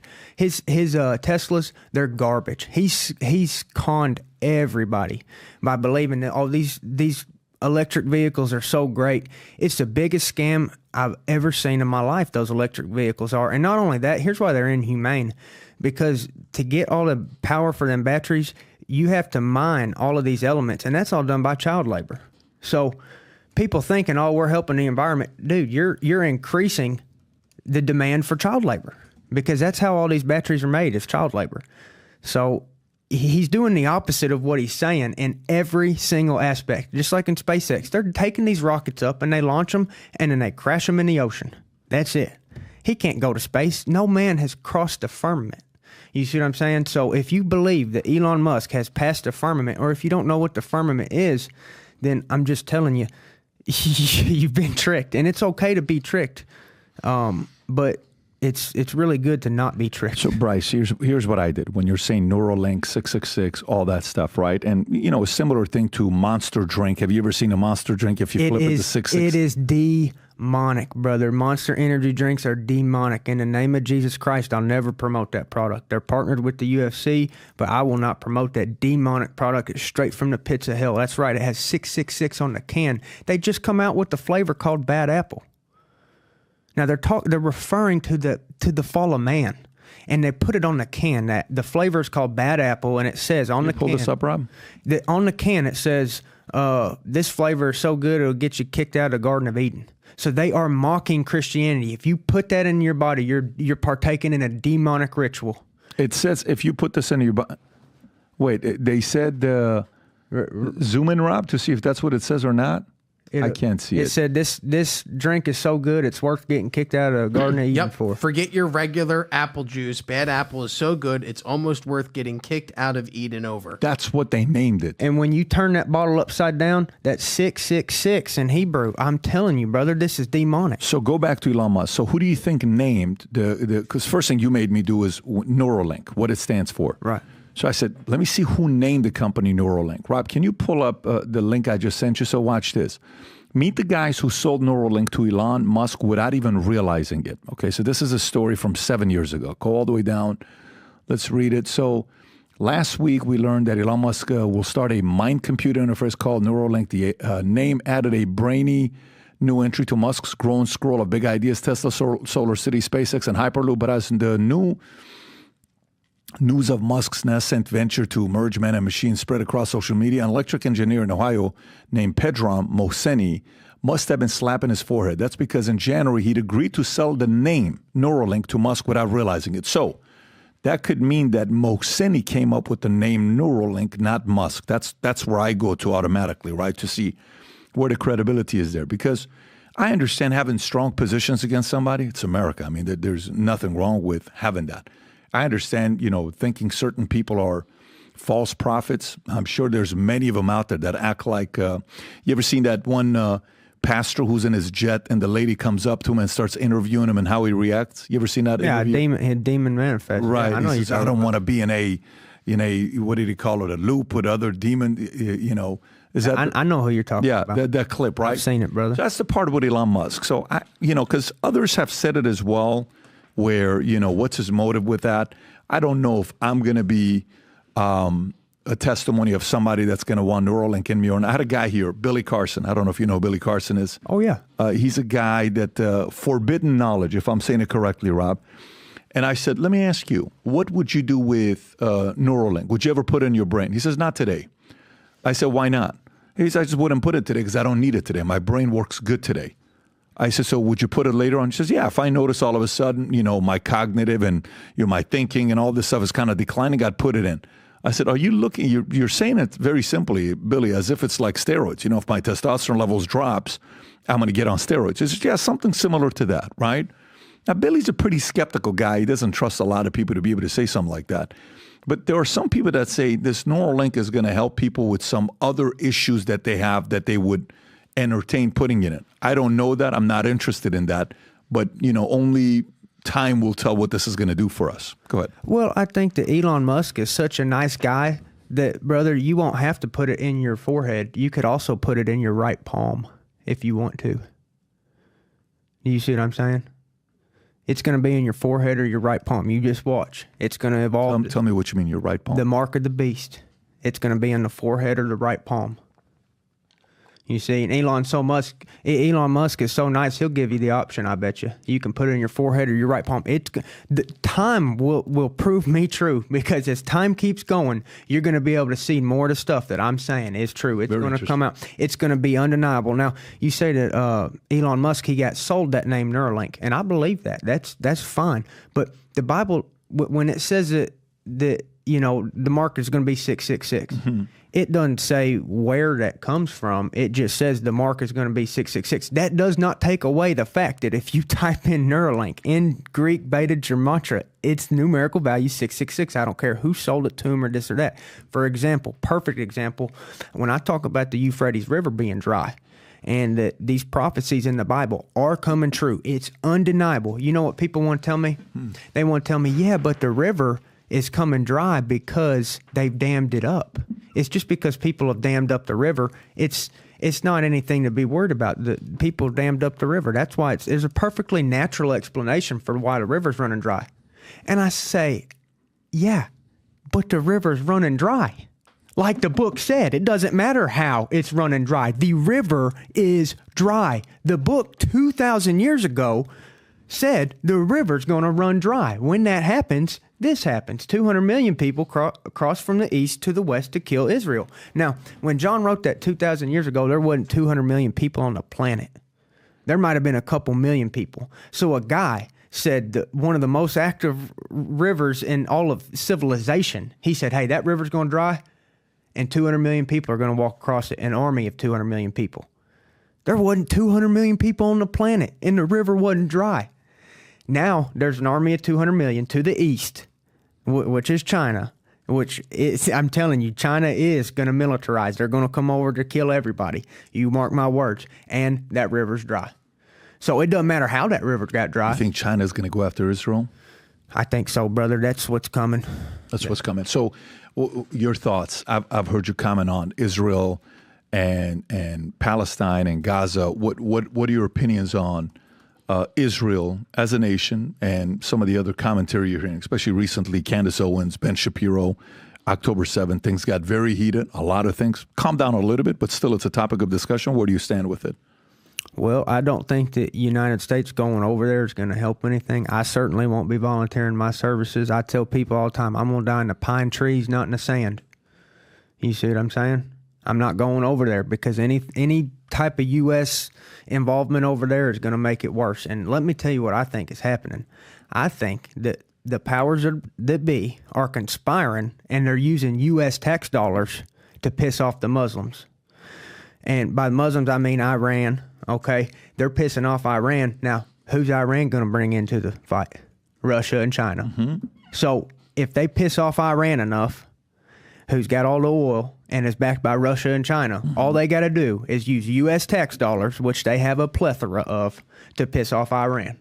And as soon as they piss off Iran, here comes China, here comes Russia. And I'm telling you, any U.S. involvement in that is going to make things worse. The best thing the United States could do is stay the hell out of it and get their tax dollars out of that region. If we could just make it to where our taxes don't go overseas, we'd be better. But I'm telling you what's going to happen. They're going to use United States tax dollars to bomb these Muslims, to piss these Muslims off. And the Muslims are going to bring their buddies, the Russians and Chinese, and they're going to come kill. They're going to come to kill all of Israel. That's what I think is going to happen. I think it's inevitable. What do you think about Muslims? I love them to death, and they're the closest things to Christians we got. Tell me more. Well, because they believe in a God. They know that there's a God. They have a way of life. They have a book that they follow. They're very devout people. They've just been deceived. You know, and I think it's this simple. The life of Muhammad speaks for itself. When you talk about a man who, in factual statement right here, Muhammad was a pedophile by today's standards. So you're talking about a man who was a pedophile. He had a 6-year-old wife, a 9-year-old wife, 11-year-old wife, had all these wives. He's not righteous. Jesus Christ is the one who's righteous. But these people have been deceived by Muhammad. Muhammad came after Jesus Christ, okay? Jesus Christ had long been on this planet before Muhammad. He comes around and he's trying to steal all the glory. But this is not a righteous man, okay? And like I said, by all accounts, he's a pedophile. And I don't care if Muslims come bomb my farm right now. I don't care. I'm going to tell the truth, and the truth is Muhammad's a pedophile. I won't worship him. He's not a holy man. and he don't deserve my respect. But you said you love Muslims. I love Muslims. I love people. I just don't like that they're Muslims. In fact, I got a lot of Muslim friends because that's the cool thing about MMA is like all the people train together, and you just kind of don't bring that stuff on the mats, a lot. But I have a lot of Muslim friends, and I try to preach the word of Jesus to them all the time. And the number one thing I have to say is that Muhammad is a pedophile. He had multiple young wives. That's something Jesus Christ would never do. Have you ever fought somebody from Khabib's camp? No, I fear no man. I'll say that right to anybody's face. I don't care who you are. You can come kill me, but you're not going to take the truth out of my mouth. You can cut my tongue out, and I'm going to sit here and tell you Muhammad's a pedophile because I like calling pedophiles out for what they are. Bryce, who from Khabib's camp is in your weight category? I'm not sure, but there was a guy named Zabit who's probably a Muslim who's over there, but he retired. But shoot, if they want to do Russia versus America, that's fine. I'm not scared of none of those guys. Like I said, I'm protected by the Holy Spirit. So okay. So let's say you love Muslims, then you're saying what you're saying about Muhammad. Got it. And then, so now walk me through what you think about Jews and Israel. So what do you think about the religion of Judaism and Israel? Well, I think even the Bible says that the Bible definitely says that people that call themselves Jews are not. So Jesus said that. I mean, just straight out of his mouth. He said people will say that they're Jews, but they are not. They're wicked. And I think that that's what's going on. And I believe that 99% of the Jews are really nice people, but who has all the wealth, a lot of rich Jews, you know what I mean? And I think that a lot of the more elite rich Jews are conspiring to take that land back, kill all Muslims and Christians. You think kill all Muslims and Christians? Yes. You think Jews want to kill all Muslims and Christians? I think the elite ones do, yeah. I think a lot of the elite Jews want to kill Christians and Muslims. Why would you say that? What would make you think that's their motive? Well, I mean, that's just what they believe in. They deny Jesus Christ, and so they view themselves as superior. A lot of them. Now, I'm not saying every single Jew, but you got to realize there's a lot of very, very wealthy Jews that have a lot of power, and I think these are the people that are over there bombing innocent Muslims. A lot of these Muslims getting bombed, they didn't do nothing. They're just innocent women and children just getting bombed, and I think that elite Jews are the main cause of all the innocent Muslims dying. What do you think? Okay, but they use Christian tax dollars to do that. Yes. Yeah. So at least financially, they're very frugal. Maybe as a word where they're willing to borrow your money to do it, not their own money to do it. Exactly. Okay. So let me ask you: who do you trust more? Who do you trust more? Do you trust more a Muslim's motive or a Jew's motive? And I'm talking specifically the ones of power and the ones of influence. I think that the Jews conspire more than the Muslims do. I think the Muslims, if anything, just want to be left alone. But they're not going to be left alone. They're going to be continuously bombed. That Iran and Iraq, all that area, they're going to be pushed to the point where they have to retaliate. And those Muslims they're going to form armies. They're going to bring the Russians and Chinese into the fight, and they're going to retaliate. I think all those Muslims are going to gang up and give hell on this earth. But I believe that they're being pushed to that point. I don't think that a lot of them are that evil. I mean, some of them are, but you also have some evil Christians out there, But in general, I've never met a Muslim personally that I didn't like. Yeah. In Arkansas, when you went to school, how many was the school mainly Caucasian, white? Was there a lot of Jews, or was there? I'm assuming there's no Jews and no Muslims in where you went to school. Absolutely, yeah. I mean, I went to Cabot, so that was like there was only 2 black kids in our whole school. Right. But I was an atheist then, anyways. Got it. But I never discriminated on religion. I just think, as a whole, the Muslims are getting bombed so much that they're going to retaliate. I don't think that they're evil or nothing like that. I just think that they're going to be pushed to the point to where they have to form an army and they have to retaliate. And I think that that's what's going to be that World War III, is when the Muslims bring the Chinese and the Russians into the fight. So, okay, let's do devil's advocate argument on both sides. Okay, and let's see how you respond to this. So, okay, The Muslims, the part with Muslims where I think Muslims and Christians can unite in these topics is leave our kids alone, right? Don't bother my kids. Yeah. You're not going to come and tell my kids that they're going to be part of LGBTQ community. You're not going to do that to a Muslim. They're not going to be okay with that. No. And guess what? A Christian with strong values is going to be like, yeah, we're on the same page with this. I'm good. Okay, leave me alone. Okay, let me do my own thing. And that's Muslims. That's the good, right? Values, principles, family. Leave me alone. I'll do my own thing. Yeah. Great. On the Jew side, that they may say, look, we have better financial ideas than you guys do. We are raised based on ideas on doing business together. When one makes money, five makes money, and we reinvest. We're frugal with our money. We're cheap. We don't necessarily go out there and waste our money on stuff that we don't have. We're long-term thinking. You guys spend all your money. Is that my fault that your family doesn't teach you about how money works and we do? Is it my fault that you guys are not thinking long-term and we are? What's wrong with that? So you mean to tell me you wouldn't want to have influence as well? What if you work your way up and you have some kind of influence? You wouldn't use your influence to share the gospel or message of Jesus Christ? Wouldn't you want to do that? Both arguments may be a valid argument that they're making, right? Mm-hmm. But what you're saying, and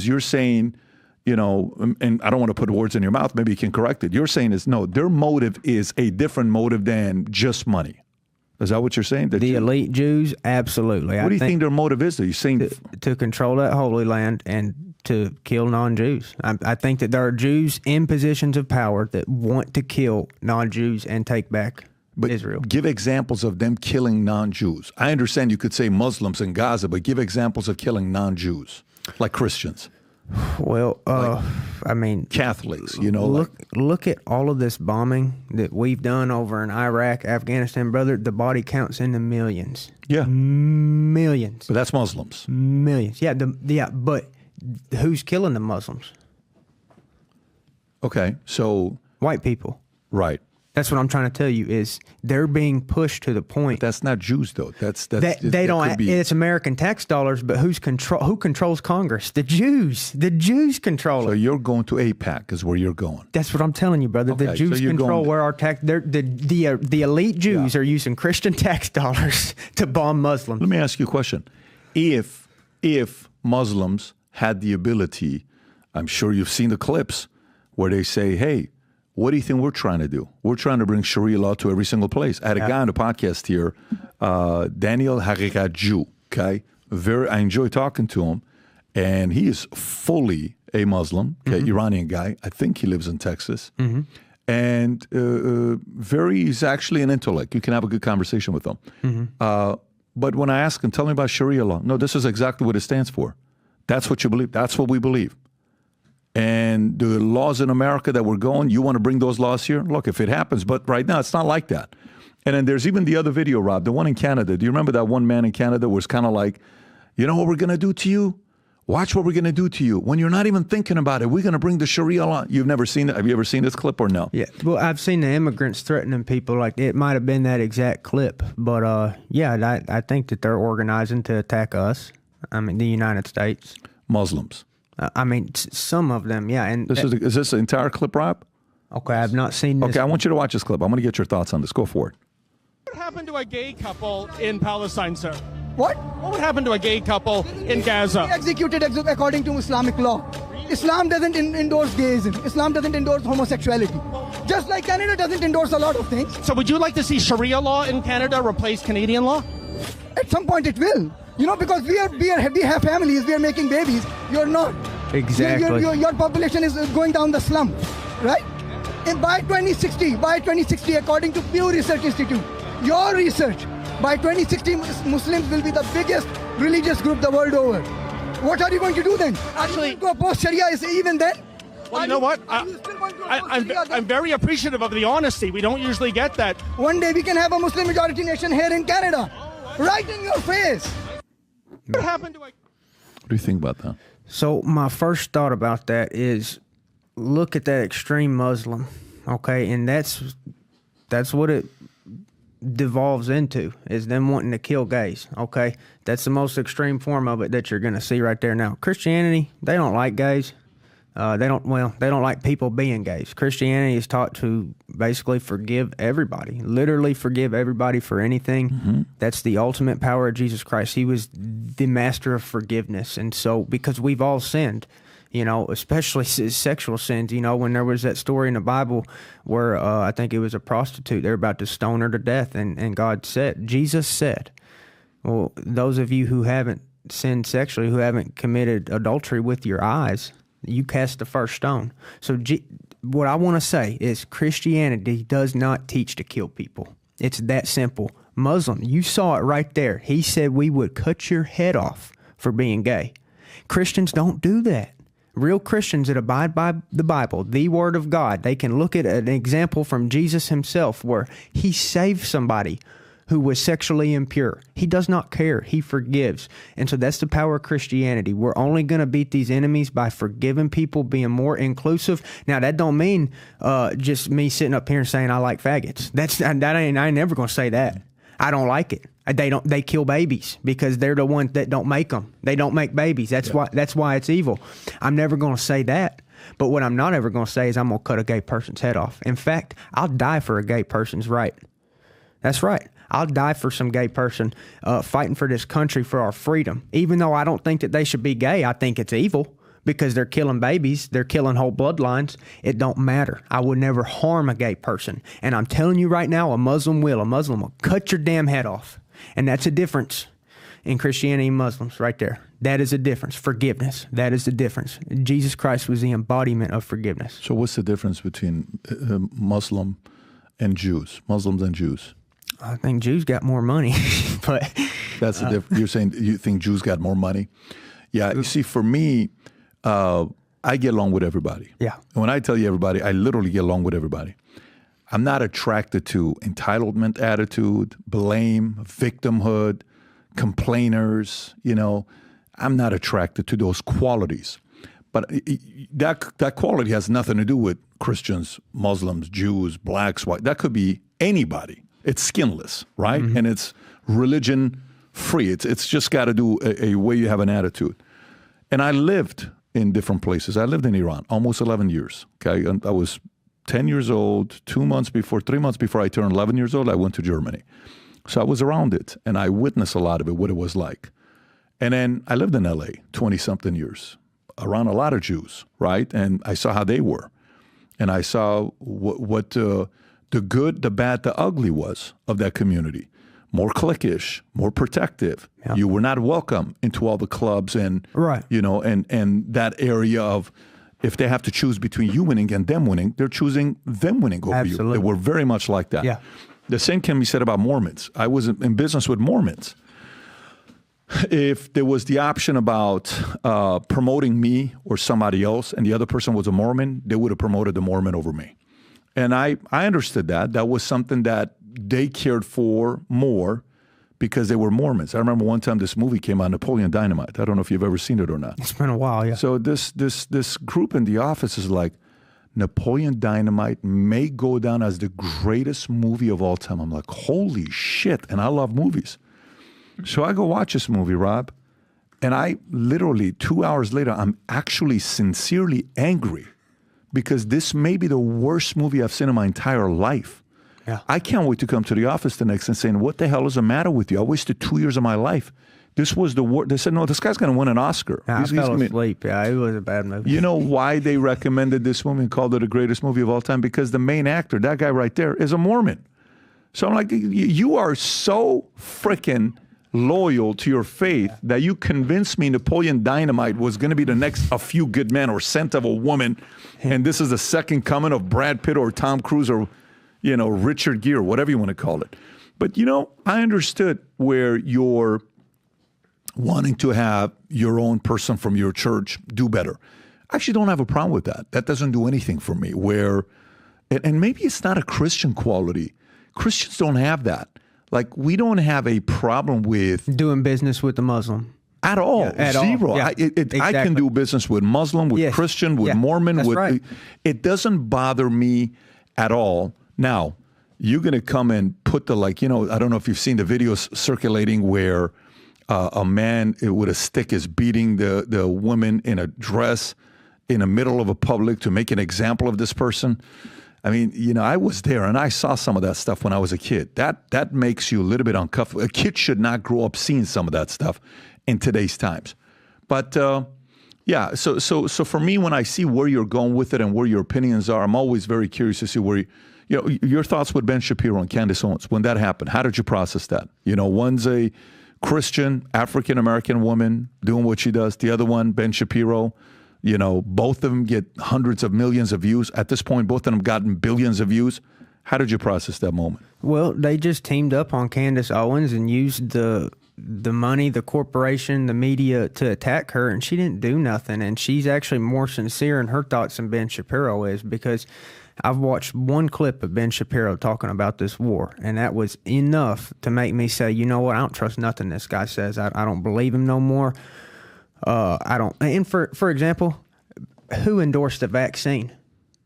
His name is Ben Shapiro. That tells you all you need to know. That little rat, he endorsed the vaccine. He made fun of people because they didn't want to put some foreign object into their body. Ben Shapiro done that.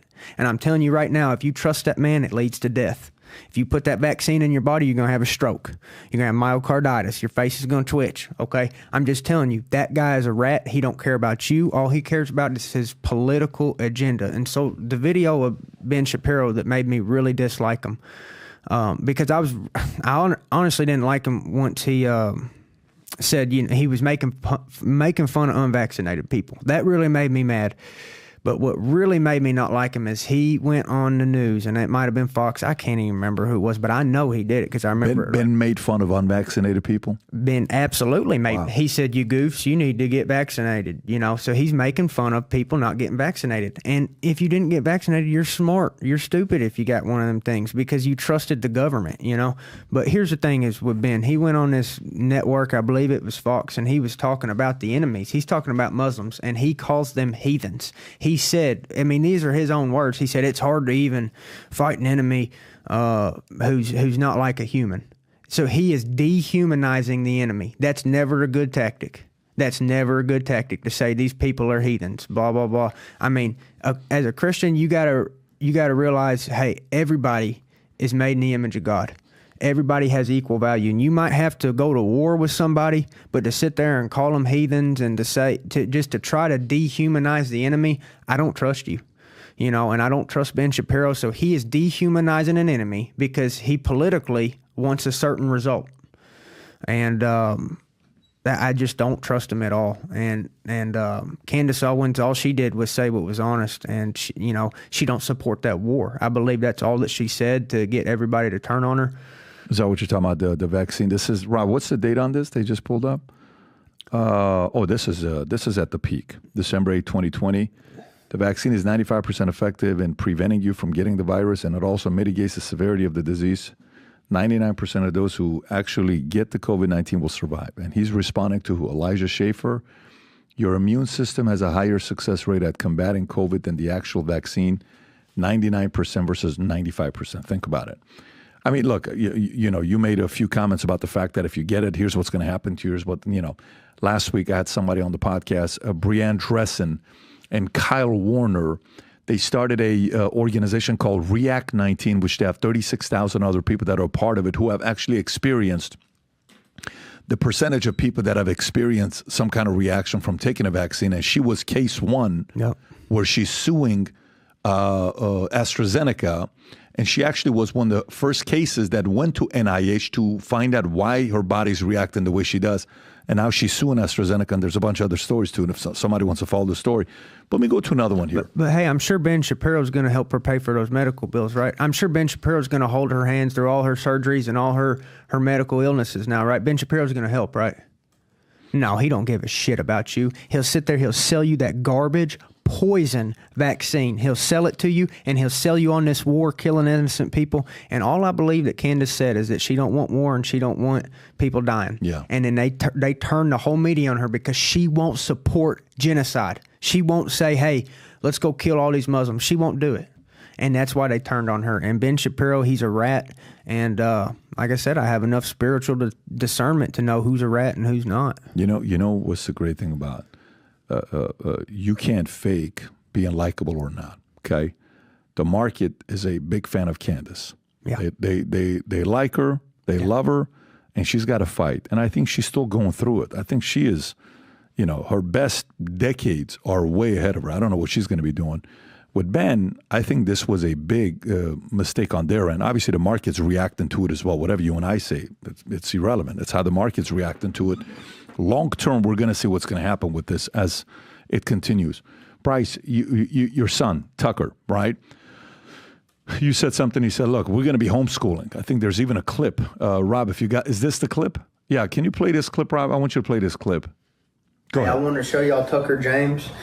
He's over 12 pounds now. He was born at 7.8 pounds. That's cool. So he's very healthy. He's doing very good. I wanted to encourage y'all not to vaccinate your children because I think it's bad for their health. Could potentially kill them, give them some type of, make them autistic. I mean, seriously, these vaccines are poisonous. So don't vaccinate your kids. Tucker's also going to be homeschooled. We're going to have to homeschool our kids or they're all going to end up turning gay. And that's the reason that I'm going to homeschool Tuckers, because I don't want him to be a communist. I don't want him to worship Satan. I don't want him to be gay. I'm going to have to homeschool him. Now, I have to ask you, what is that sound? Which is that, a dog, a pig? French bulldog. French bulldog. I have to ask you that. That's my guard dog. I totally visualize a French bulldog snoring because that's very normal for them. Yeah. So tell me, what's your biggest concern with sending kids to school? Is not just the lack of education. Everybody says, oh, well, they're wasting their time. They're doing worse than wasting their time. If you lock your kid up in a cell and he does nothing and nobody talks to him, they'd be better off doing that than going to public school, because they are doing anti-education at school. They're teaching the kids they come from monkeys. They're teaching the kids that the earth is 9 billion years old. They're teaching the kids all of these evil things, and they're highly orchestrated. They're teaching your kids that we come from monkeys so that they don't live by the word of God. They don't want your kid to have salvation in the name of Jesus Christ. So they're going to go lock your kids up in this government-run program and tell them that we come from monkeys. They'll tell them anything to get them away from Jesus Christ. And how do I know this? Because I lived it. They tricked me. They told me, oh, we went to the moon. Oh, we did all this. Oh, the earth is 9 billion years old. I believed it all. I believed we come from monkeys. But guess who I called upon when I seen a demon? Jesus Christ. And that's how I know his name is real. And that's why I cannot let my kid go to public school. That is the devil itself. Bryce, have you ever been to California? A couple times, yes, sir. Been training out there. Have you walked in the streets of California, kind of seen what's going on? There's a lot of demons out there. Did you go to California for Pride Month? No, sir. You don't give me the vibes of somebody that would go support. Actually, Rob, I would actually pay to see it, to have Bryce out there in the streets of Pride Month. Have you seen some of the clips circulating on what they're doing in San Francisco? It's guys walking around naked in front of kids and danglings and peeing on each other and all this BS that's going on. This is the spirit of Jezebel that's coming out. And let me tell you something I can prove to you right now, and I mean, this is 100% pure proof that Pride Month, all this gay stuff is demonic. You want to know how? You can't spell Pride Month without demon. PRIDEMONTH. Do you see what they do? They put these, spelling is meant to cast spells. So when they articulated the word Pride Month, they made sure right in the middle of Pride Month is the word demon, because that's what Pride Month is about. It's about glorifying demons, glorifying death. When Jesus Christ, if you live by the word of God, you'll be prosperous for all your life. It'll lead to nothing but victory and prosperity. But if you glorify demons, you will have certain death and certain destruction. Not one of these gay people will have a grandson like I will, or a granddaughter like I will. All of these ways lead to death and destruction. And like I said, Pride Month, right in the middle of Pride Month is the word demon, because that's what it's there to glorify, demons and Satan. Why do you think they're doing it, though? What's the long-term outcome? The long-term effect is to weaken this Christian nation so that when these communists come over here, they can kill us all. Because like I said, gay people, they don't build an army. Gay people can't build no army. All they do is take other people's kids and convert them to gays. You mean to tell me like a gay army wouldn't intimidate you? Oh, they'd have your back, all right.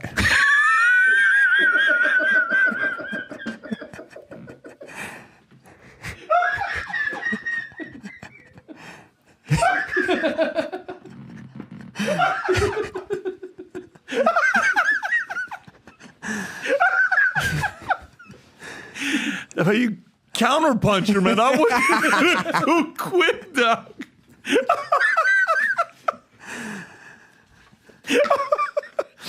That's hilarious. Yeah, but it's the reason why I asked the question today. I had another gentleman here with me, the author of the book The Fourth Turning. I don't know if you've read it or heard of the book before. No, sir. They wrote it in 1997, December of 1997, when the book came out. They made 5 predictions, okay? One of the predictions was there's 4 turnings that you go through, right? First is a high, then it's the awakening, then unraveling, then crisis. And we're in crisis mode right now, according to the 4th turning, right? And he says the 5 predictions they made in the book that's going to be happening, one of them was a massive financial crisis, global financial crash, which happened. 2, a global pandemic, which happened. 3, Russia would invade a neighboring Soviet, one of the former Soviet countries. Happened. What was a Tea Party one, Rob? Do you remember the 4th one he made? Anyways, 4 out of the 5 predictions all became a reality. One of them didn't.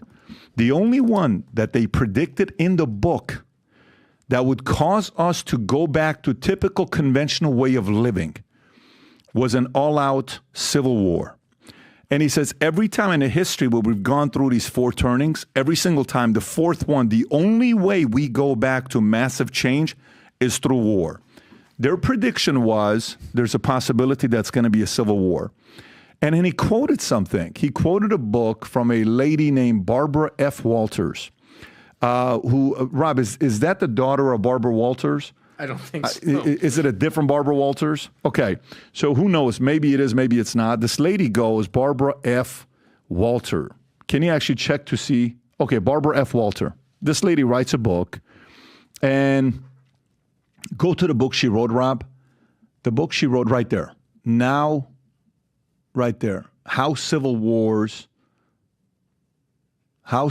start, okay?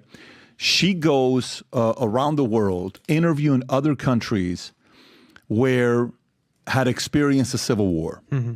And everybody she interviews, every one of them said the same thing about civil war. Do you remember her words, Rob? She said, everybody I spoke to, they all said, we never saw it coming. We never saw it coming. She says, nobody thinks a civil war is going to come before it comes. All of a sudden, boom, it's here, right? Yeah. I asked you the question about the whole LGBTQ, California pride, all the stuff that we're talking about, and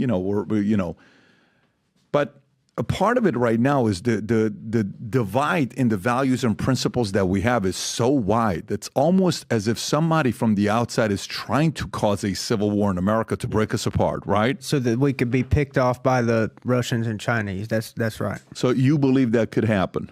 It could absolutely happen. By the way, Bryce Mitchell is officially on my neck. So if you got any questions, you want to FaceTime with him, have a call with him, maybe even see what he's got going on in his backyard, you can connect Bryce Mitchell. This is his QR code. Ask him any question about today's podcast. Some tells me he's going to give you an entertaining response. Here's the thing. If we just restarted and had fresh people in there that cared about the country and we got rid of taxes completely, there shouldn't be no taxes. Maybe you could tax an import or export or something like that, but the income tax, it's trash. I mean, we just need a whole new system. The Federal Reserve, it's corrupted. It's all corrupted. And I don't know where all this is going to go, but for somebody like me who has all these thoughts and loves Jesus Christ but can't do anything, you know what I got to do? Start a farm. That's the only thing I can do. That's the only thing we can do is start a farm. Just like in Jeremiah, when the people was enslaved, God's people was enslaved, God instructs them with 3 things. He says, take wives, make children, and plant gardens. And I think that's what Christians ought to do. Do I think we're going to have this mighty revolution and replace all this evil? No. We're not. We're not organized enough, and Satan's going to control this earth to the day that we're dead or get raptured. But what I'm telling you is that would be ideal. Hang all the pedophiles and restart the government. Do I think that's going to happen? No. So what am I telling everybody to do? Take wives, make children, plant gardens. Straight out the book of Jeremiah. Those aren't my ideas. My ideas are stupid.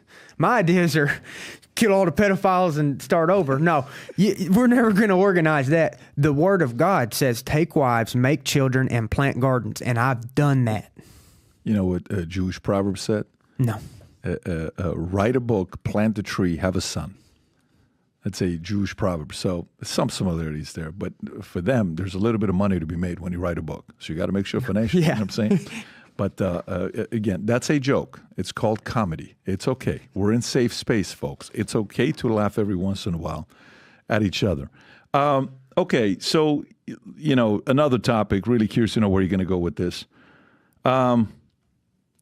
My kids have this little, you know, what do you call it? You call it a globe or you spin it? What would you call that, Rob? Is that a globe? Yeah, that's a globe. A globe, okay. And we all had it when we were kids, right? I mean, if I had to give them a flat earth globe, it's a little bit disappointing to them if I gave it to them, right? They would be heartbroken. They would say, Dad, I want it to be round because it's like a ball. It's exciting. You know, you can kick it if it breaks. There's things you can do with it. Why are you so obsessed with removing this incredible experience for kids away and telling them it's flat? Why would you do that to them? Well, the good news is that the firmament is circular, it's spherical, so that's good. They can hold on to that. But yeah, the idea, I'm going to break it down as simple as possible. Okay. If they can convince you that the Earth is 13 billion years old, it come out of the Big Bang, and we evolved from monkeys, there's no need for God. When you realize that the earth is an enclosed system, there's a firmament over it, just like the Bible says, and that the sun and the moon are the exact same size, and that they circle the earth, you're going to realize something intelligent put that here for life on this planet to flourish. And I'm telling you what it is, it's God. God created everything perfect on this planet. And by the way, the earth don't move. The earth don't rotate. Everything in the sky rotates around the earth. Okay, and people don't understand what flat earth is or why it's important. I'm telling you because as a Christian, you should know what God's creation looks like. And if you go to the Bible, over 5 times it says very clearly, this ain't the word of Bryce, this is the word of God, the earth shall not be moved. So I'm telling you, the earth don't spin, it don't rotate, it don't orbit. The earth is stationary, it's huge, it's covered by a dome. And all the things that, all the heavenly bodies, the sun, the moon, and the stars, which is actually differentiated in the Bible. NASA don't differentiate the sun and stars. They tell you that they're the same thing. The sun is not a star. The stars are not suns. Okay, I'm just telling you. That's why the stars twinkle and the sun don't. Okay, because they're totally different things. But anyways, all these heavenly bodies rotate around the earth. And the earth was made for the image of God, humans, to have domain over everything. And if they can convince you that we come from the Big Bang and the earth is 9 billion years old, you know, that's all hogwash. But if they can convince you that, then you won't believe in God. It's that simple. I know because I thought we come from monkeys until I found out that evolution's all a scam. So basically the world is about 6,000 years old, just like the Bible says. And it has a firmament, just like the Bible says. And I mean, it's... So let's go through a couple of things. Okay, so... basic questions people will ask. I mean, I've gone through this with many friends, but we'll just kind of do it here together. So, okay, Bryce, so what happens if I drive to the end? Do I fall off?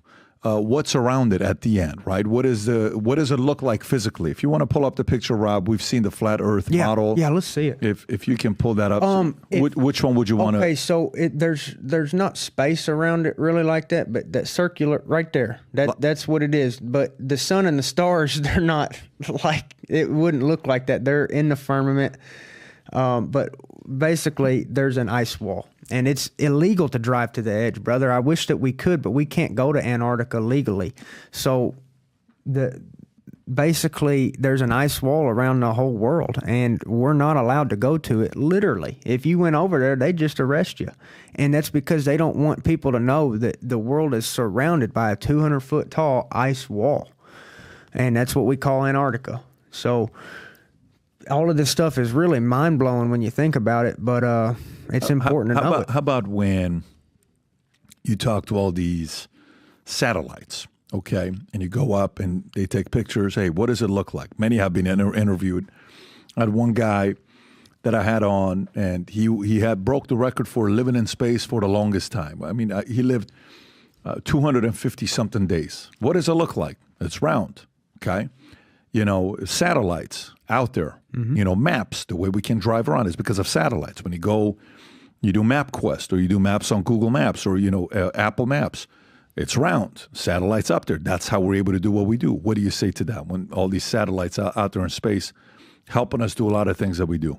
Okay, so satellites, here's the thing, is that there are some satellites that are on balloons, and it's that simple. They hover up to about 120, 130,000 feet, and they're on balloons. That's why NASA is the #1 user of helium in the world. NASA controls 99% of the helium supply. What they're doing is they're taking satellites, filling up balloons with helium, and hooking satellites to these balloons. They float up about 120, 130,000 feet. That's as high as a balloon's going to go. Now, let me tell you the contrary. If you believe in satellites that they're actually in space, then you believe that there's about 50,000 or 100,000 satellites traveling around at 17,500 miles an hour. Now, you know, a bullet don't even travel that fast. Do you really think, my brother, do you really believe that there are 50,000 satellites in space right now, 100 miles up in the air, traveling around the planet faster than a bullet? They don't need maintenance. They don't need a fuel source. There's no other proof of them other than NASA says that they're there. Do you really believe that? I'm telling you that nothing in the world can travel 20,000 miles an hour continuously with no fuel source. I'm telling you, we can't even get something to fly that fast, let alone do it with no fuel source, and they're not hitting into each other and blowing up. I mean, think about it. You're traveling 20,000 miles an hour. That's faster than a lot of bullets, okay? If you so much as hit a piece of dust, you're going to kaboom because of the speed at which you're going.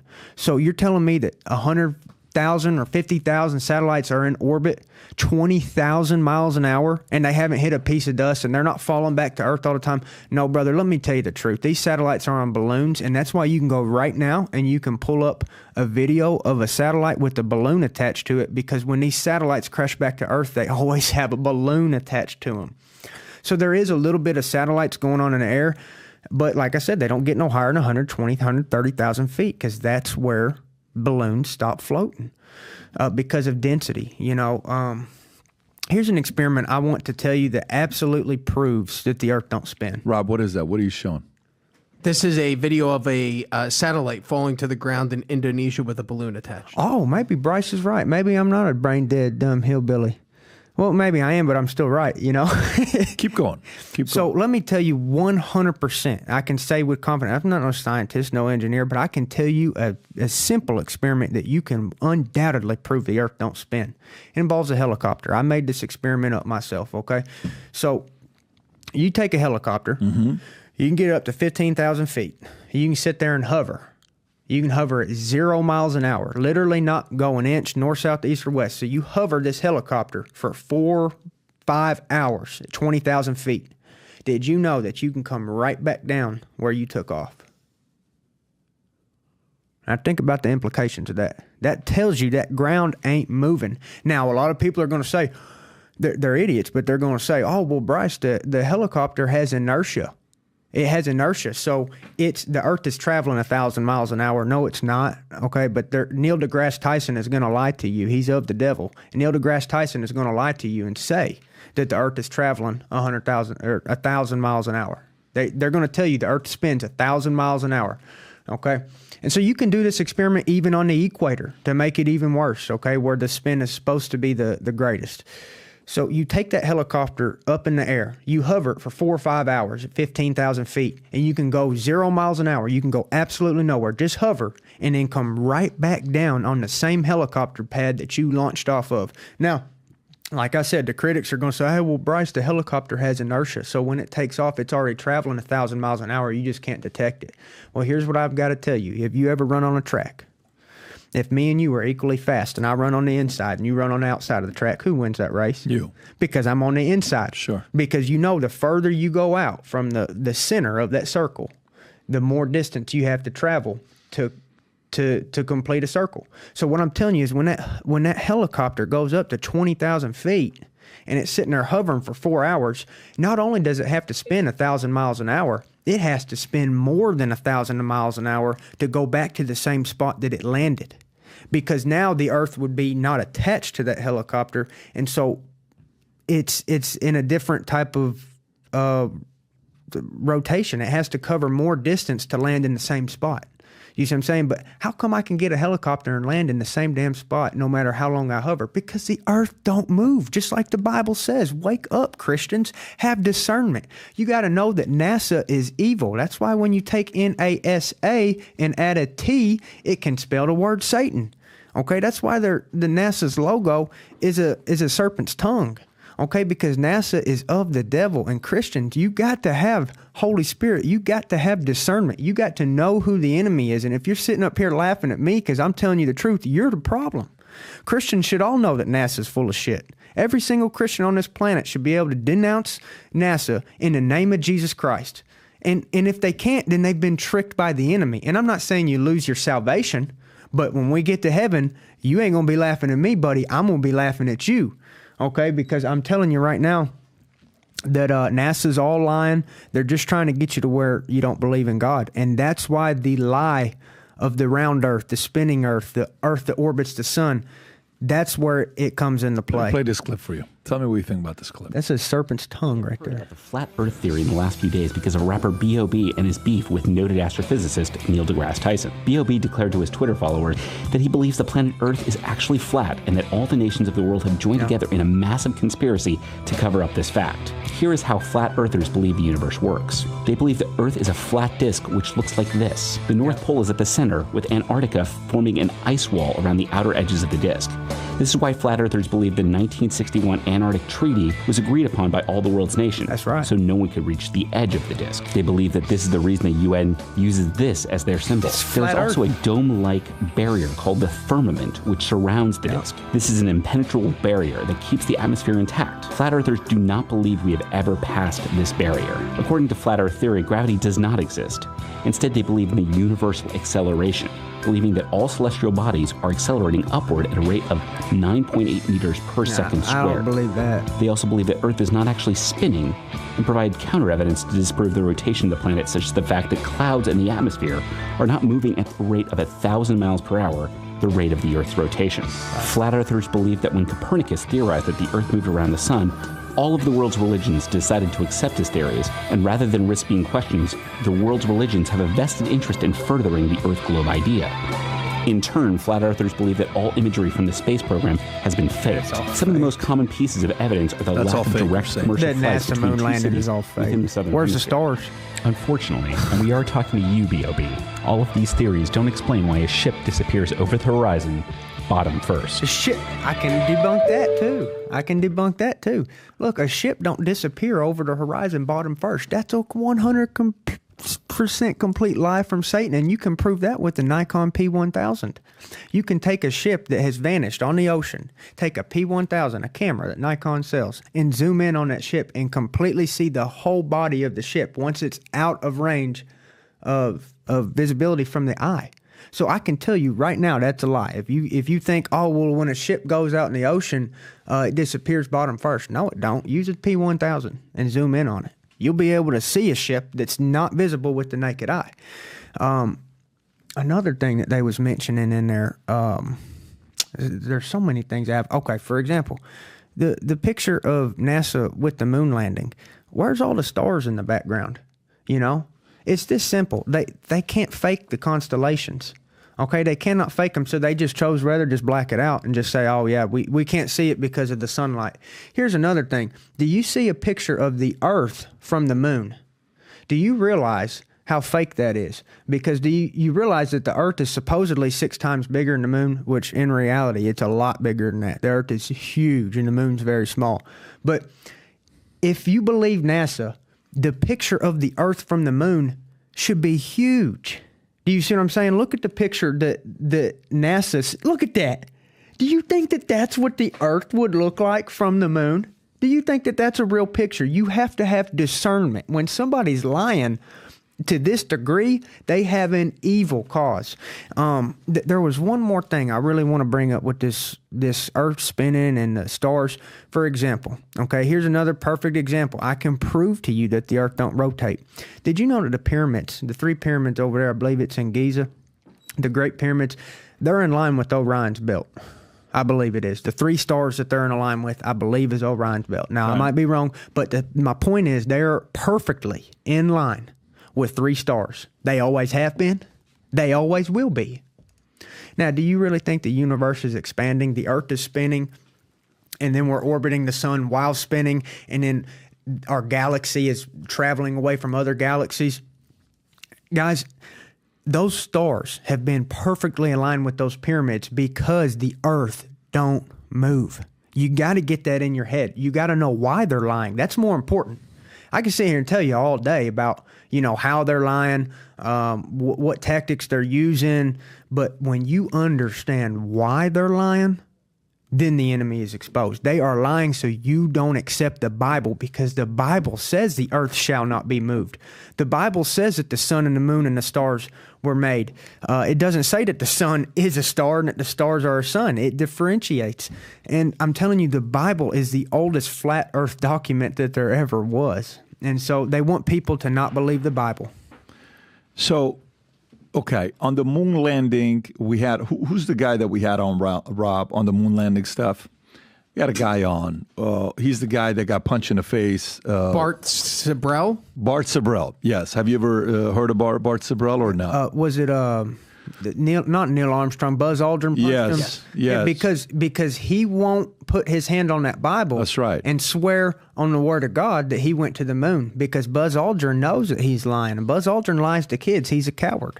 Neil Armstrong or Lance Armstrong, whoever. Not Lance Armstrong, because Lance Armstrong. That was the Tour de France guy. He's a Tour de France guy. He just got him off. Lance, we're not saying you landed on the moon or not. You're safe. Yeah, you're safe, brother. Yeah. So go to on the moon landing podcast we did. I came home. I've never seen my dad talk about moon landing. He's an 82-year-old man. At the time, he was 80.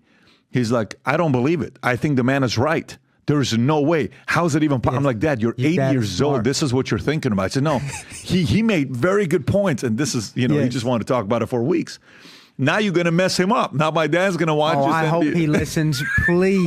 I hope your father listens. Oh, my God. That would be such an honor if your family is listening to this. My dad is a man of faith in a big way. But okay, so the treaty. We know about the treaty. That's when Hitler was fascinated with Antarctica, and he went on a 4,500 man mission. I don't know. I don't know if he went on we went on a. He went first, and we went on a 4,700 man mission.